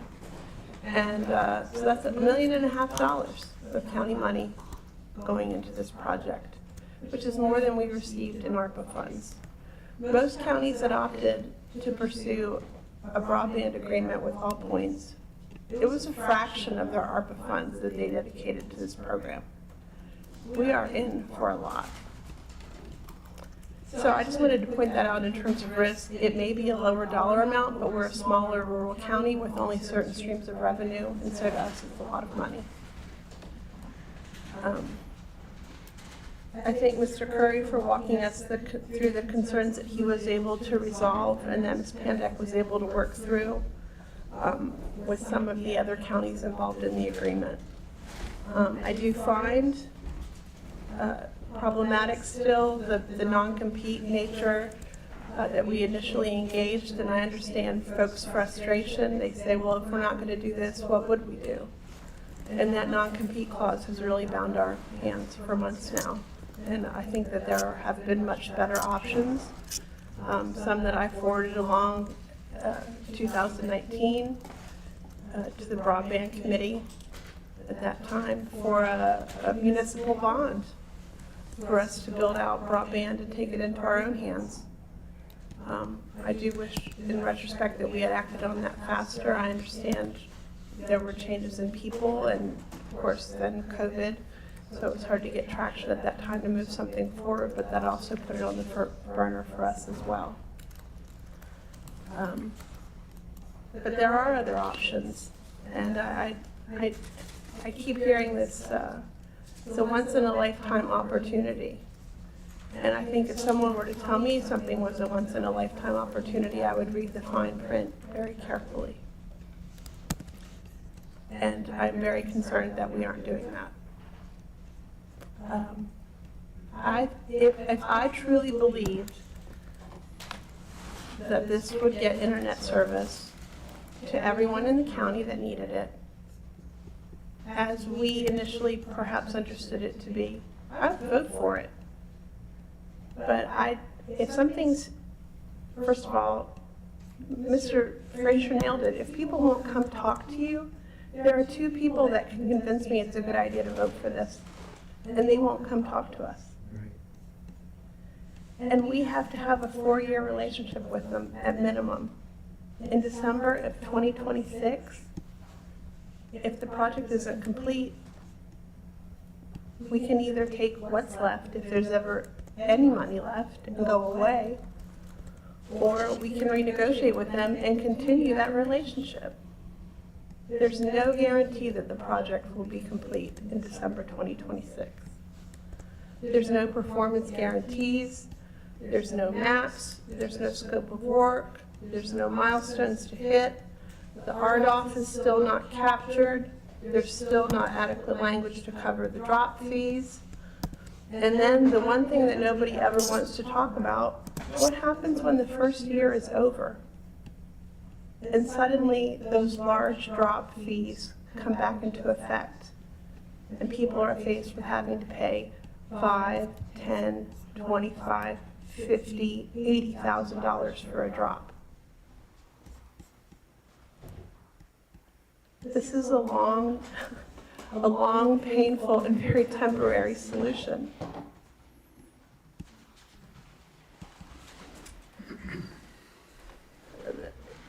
I know I agree with Mr. Curry. It always makes me laugh when I hear him say that this should have been a three-party agreement because, you know, at the beginning of the year, your children's teacher sent home your contract, that your child will do their work, and that you as a parent will ask them to do their work. And I always made an extra line for the teacher, that I would write in something for the teacher that they would promise to teach my child to do their work, and I would return it to make it a three-party agreement, because I thought if the child and the parent had to sign, the teacher should have to sign too. So it frustrates me very much that this is not a three-party agreement. And I know when I talk to folks and they say, but you can do this and you can do that, and I say, but we're not party to the agreement. We're going to make payments into a fund that will be administered by a regional commission to which we don't belong. So our degree of control over this project is very minimal, which makes it, to my mind, a very, very risky project. I've already talked about inflation and my concern that we'll run out of money before we run out of project.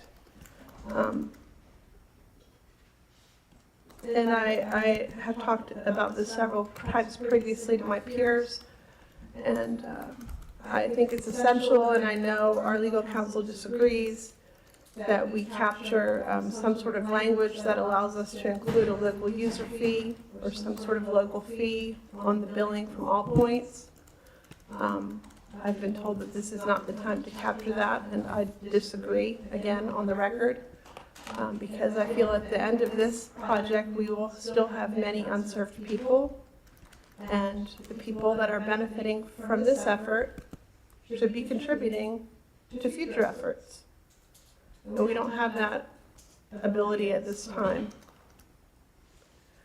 I think that's captured most of what I had to say about it. I understand that the way folks vote on it may be affected by also where they live.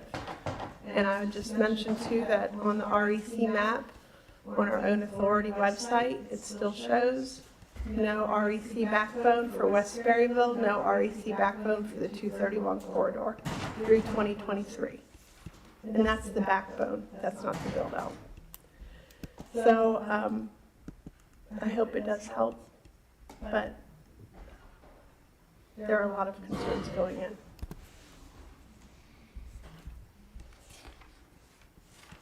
Mr. Whitson? I'll defer to you, Mr. Harmon, for the time being. I don't know if you have anything you want to add. I'll just add that, you know, in all big projects, there's always risk. There's always risk. And there's always risk in not doing them, especially with this project.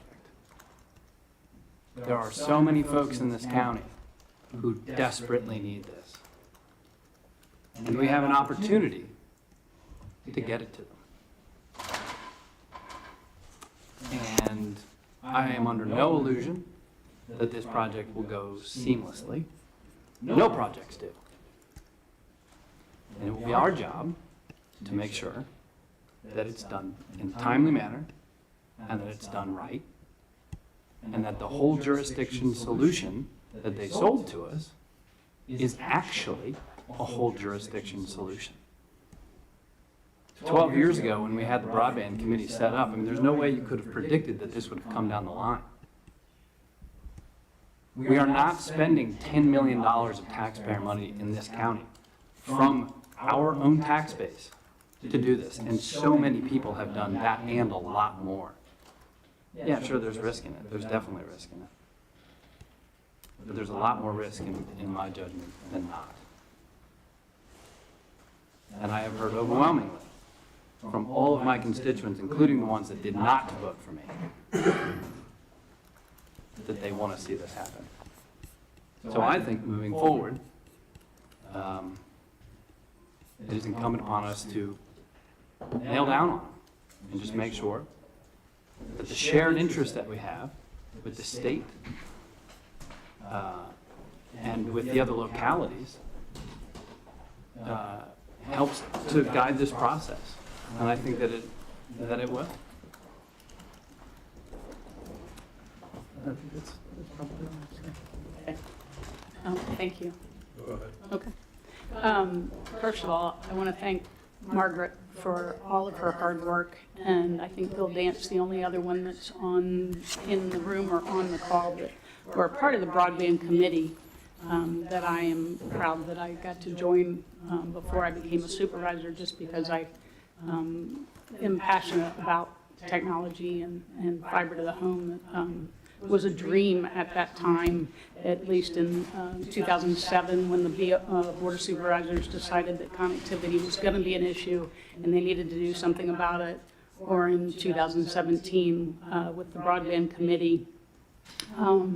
There was a document that I found online called Rappahannock County Decision Points back in 2017, and one of it was specify what the county is willing to share / invest.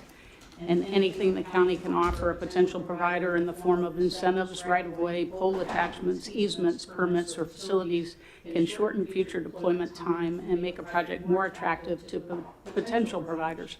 Now that, I believe, came out of the Broadband Committee, but that was being discussed back then in the committee. Goals were created, and when Margaret said she wanted a 95% coverage of affordable digital subscriber line, fiber optic, or equivalent broadband transmission service of no less than 25 consistent download speed and 3 consistent upload speed with low latency for Rappahannock residents, businesses, schools, government, and volunteer organizations, and incorporating system architecture adequate to expand broadband delivery service to 100 megabits per second download speed by year 2030 to ensure future growth. I thought 95% was crazy. Didn't think it was possible.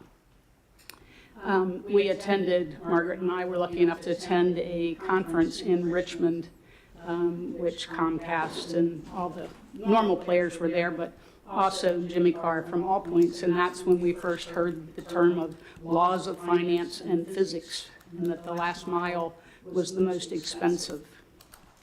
Then we formed the Broadband Authority because the committee really had gone as far as the committee could go. There was no ability to enter into a contract, spend money, anything like that. So the committee had decided that it had gone as far as it could, and we formed the Broadband Authority. COVID hits, CARES funds are distributed to assist with difficulties facing all counties.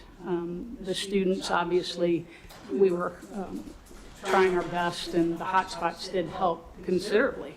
But I think the country, at least, was embarrassed by students that could not take their classes, or some students could and others couldn't, and how unfair that was. And then in August, late August, early September, I reached out because I was thinking this was a political issue. So I contacted Senator Obenshain, Delegate Weber, Delegate Gilbert, and Senator Warner's office. And they basically all agreed that this was an important opportunity for rural communities, and it was important to tap into resources that may not be available in the future. And that is the big point on this one for me. When we determined that it was going to be about a $21 million project if we tried to go it alone, we all just kind of decided that that was probably not going to happen in Rappahannock County anytime soon anyway. And now, just years later, because of a terrible pandemic and a situation that had everybody trying to figure out how to work and go to school, we have the fiscal part of the finance part of this. And as far as I'm concerned, the pressure now is on All Points to deal with the physics. And when we were in Richmond, he knew Rappahannock County then. So our mountains and everything else he's going to have to deal with are not anything different than when we talked to him in 2019. This opportunity, I do not believe, based on the multiple years that we've been looking at this. Chantel came in and said they do 865 people or homes. Comcast obviously wasn't interested in doing the entire county, or they would have done it, or at least said, hey, we're working on it. CenturyLink is just now getting into fiber, and whether they want to come into a mountainous area with 7,300 people is questionable. It's questionable for any other ISP, whether they would want to deal with our mountains. So I do believe this is our opportunity. This is now for Rappahannock County. It is going to take a while. We are going to have hiccups, but I know how passionate the people in this county are to help each other. My guess is we're going to be very well aware of things that go right and things that don't go right. And I will do my best, I can speak for me, to make sure that the citizens of this county get fiber to their home within that 12-month period guaranteed time, so they're not worried about a $40,000 maintenance fee that I was going to have to pay on Bearwall Road to get Comcast to my house. So I do believe this is the time, and it's now.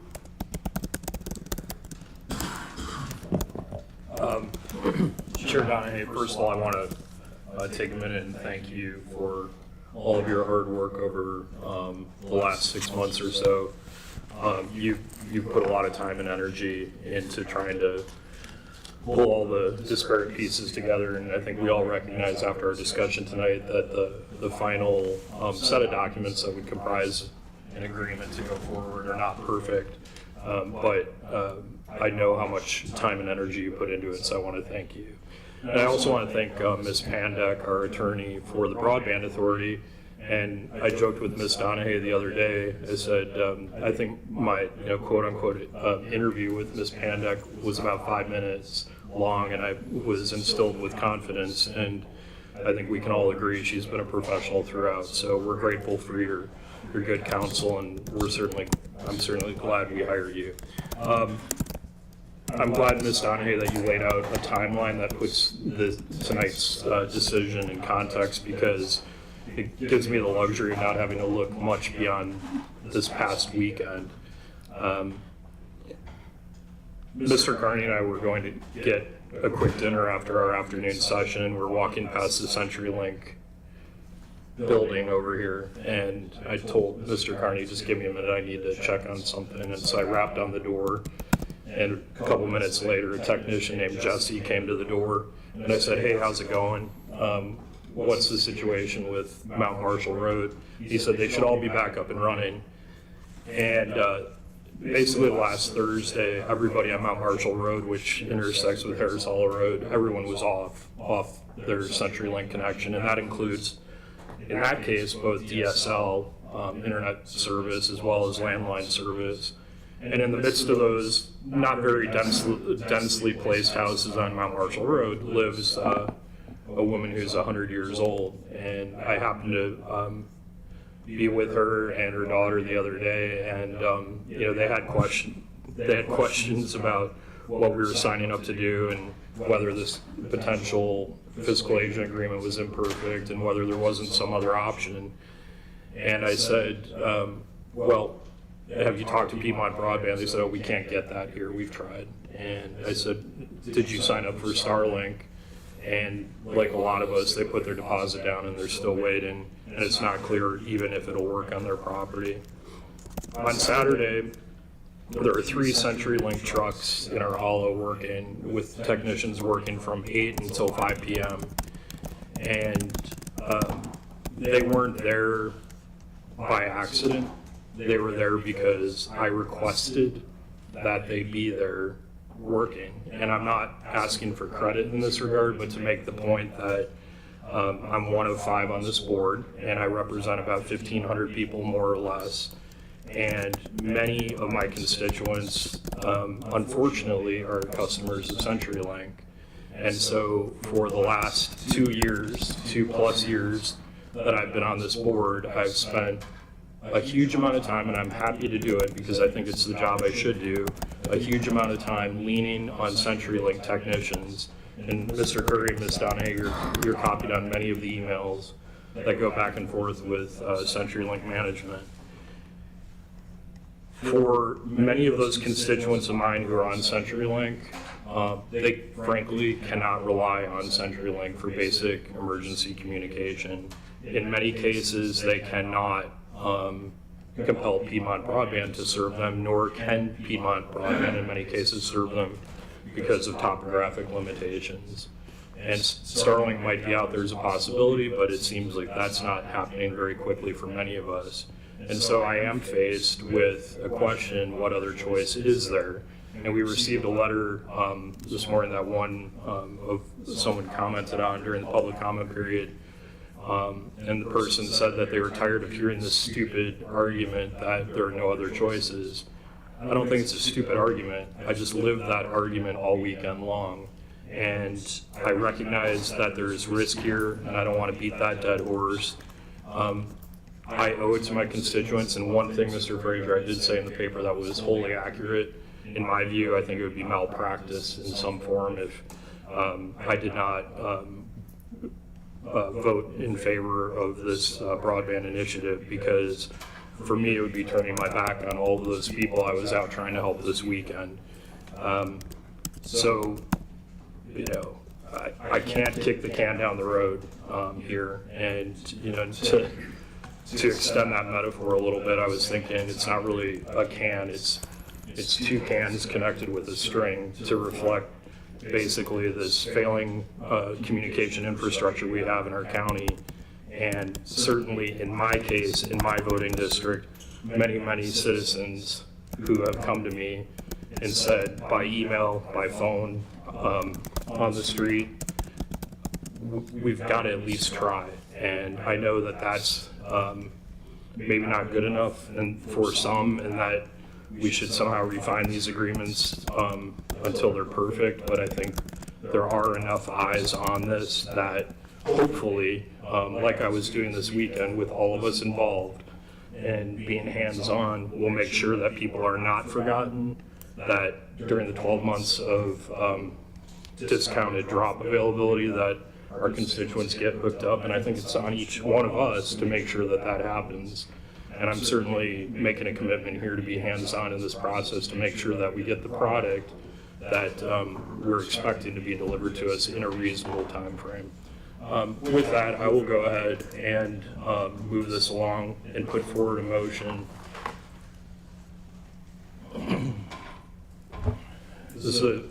Put forward a motion that the Rappahannock County Board of Supervisors and the Rappahannock County Broadband Authority adopt a joint resolution authorizing a fiscal agent agreement with the Northern Shenandoah Valley Regional Commission for the Regional All Points Broadband VATI Grant Project.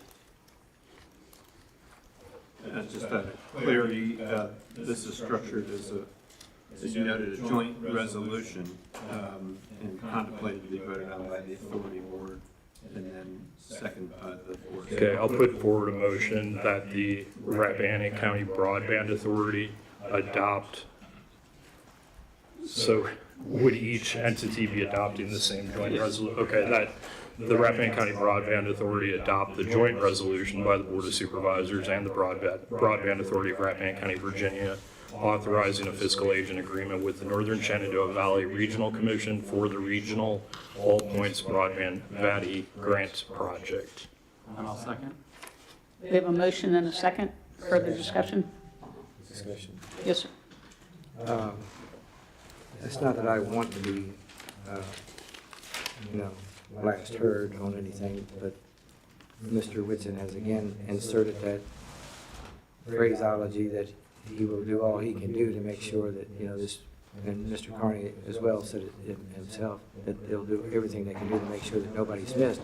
But we don't have the legal standing to do that. And I think it's very, very bad on our part to even put that out there when we can't do that. We don't have any standing to contact them. And, as far as getting on CenturyLink for what they do or don't do, we can go through the SCC, who has no regulatory authority over All Points Broadband.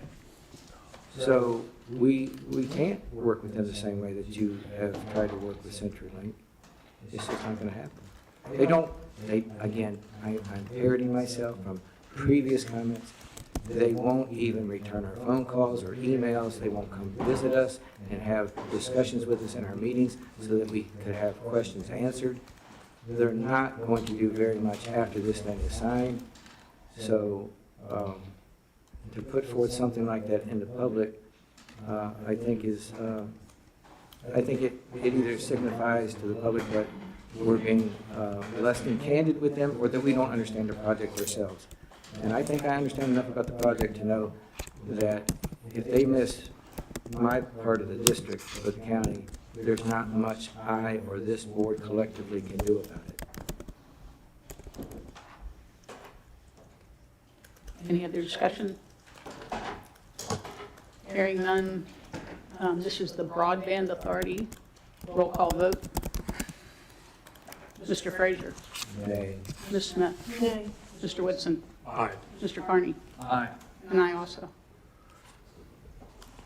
I will go ahead and put forward a motion that the Rappahannock County Board of Supervisors adopt a joint resolution by the Board of Supervisors and the Broadband Authority of Rappahannock County, Virginia, authorizing a fiscal agent agreement with the Northern Shenandoah Valley Regional Commission for the Regional All Points Broadband Patty Grant Project.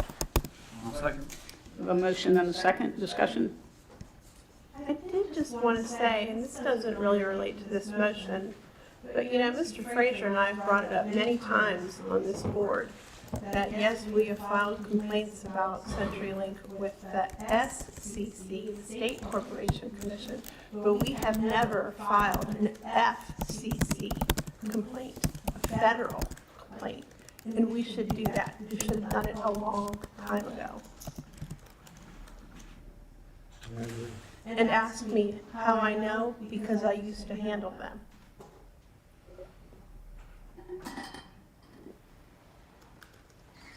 Any further discussion? Hearing none, roll call vote of the Board of Supervisors. Mr. Frazier. Nay. Ms. Smith. Nay. Mr. Whitson. Aye. Mr. Carney. Aye. And I also.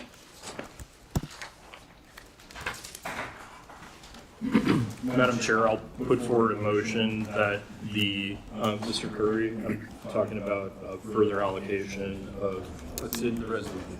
oh, it is, it's already captured? Okay.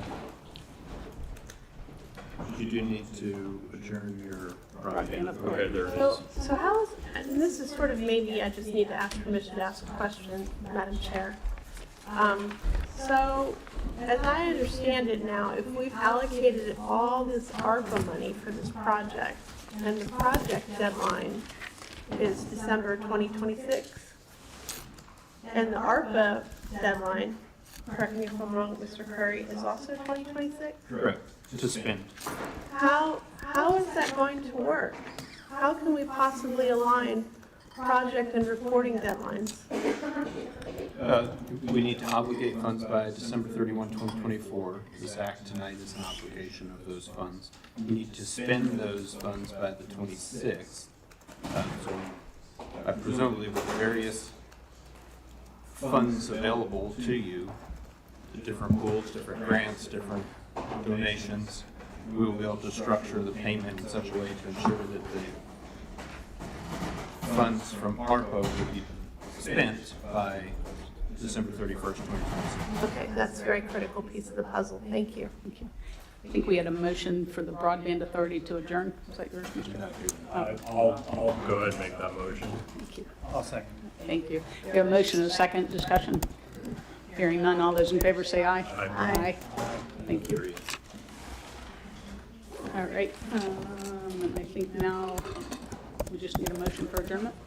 No, we've got more work from Oh, this that's right. afternoon. Dang it. You shouldn't take I that. wrote that Yeah. down. All right. I'm trying to remember where we. We wrapped up just at the county administrator update. Okay. I think we finished your, didn't talk about treasurer's reports much, but I believe that you covered that. Do you, would you mind if you, could we, Can we take a brief recess, please? Sure. Thank I'm you. fine with that. 5 minutes? Sure. sure. Come back at 9, almost 10, 9:09.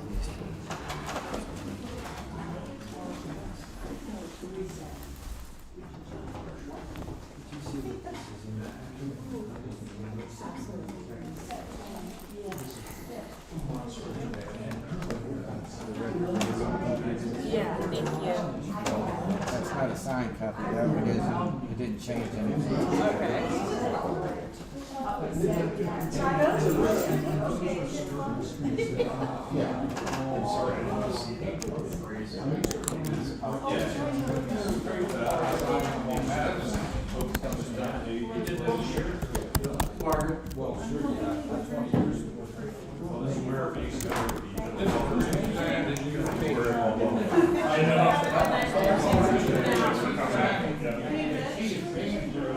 Oh, you're welcome, Carolyn. Good to see you.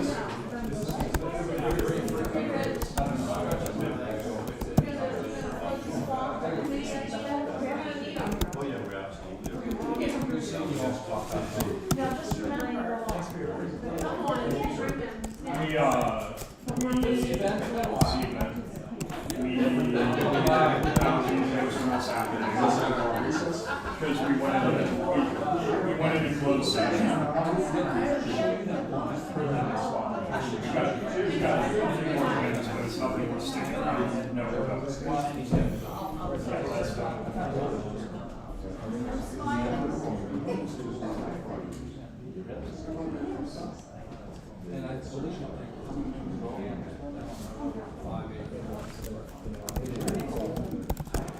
Taking your bet. I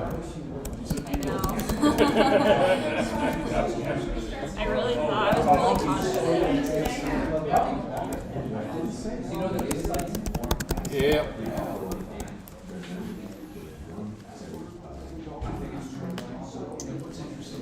I had work. I had work. You have work. Well, I'm just saying, luckily I can be working on wrestling pictures, stuff like that. Otherwise, I don't know how people sit here and don't move and don't talk. I know, I have to like shift around. Yeah, me too. I mean, I at least, like, I have. Every few minutes I'd get up to see if the camera was still running. Hour and 40. We need to get you like one of those, like a cushion. Teacher seats? Yeah. I look like a real professional over here. Nice cord chair. I could just grab another chair to get here. Put it right in there.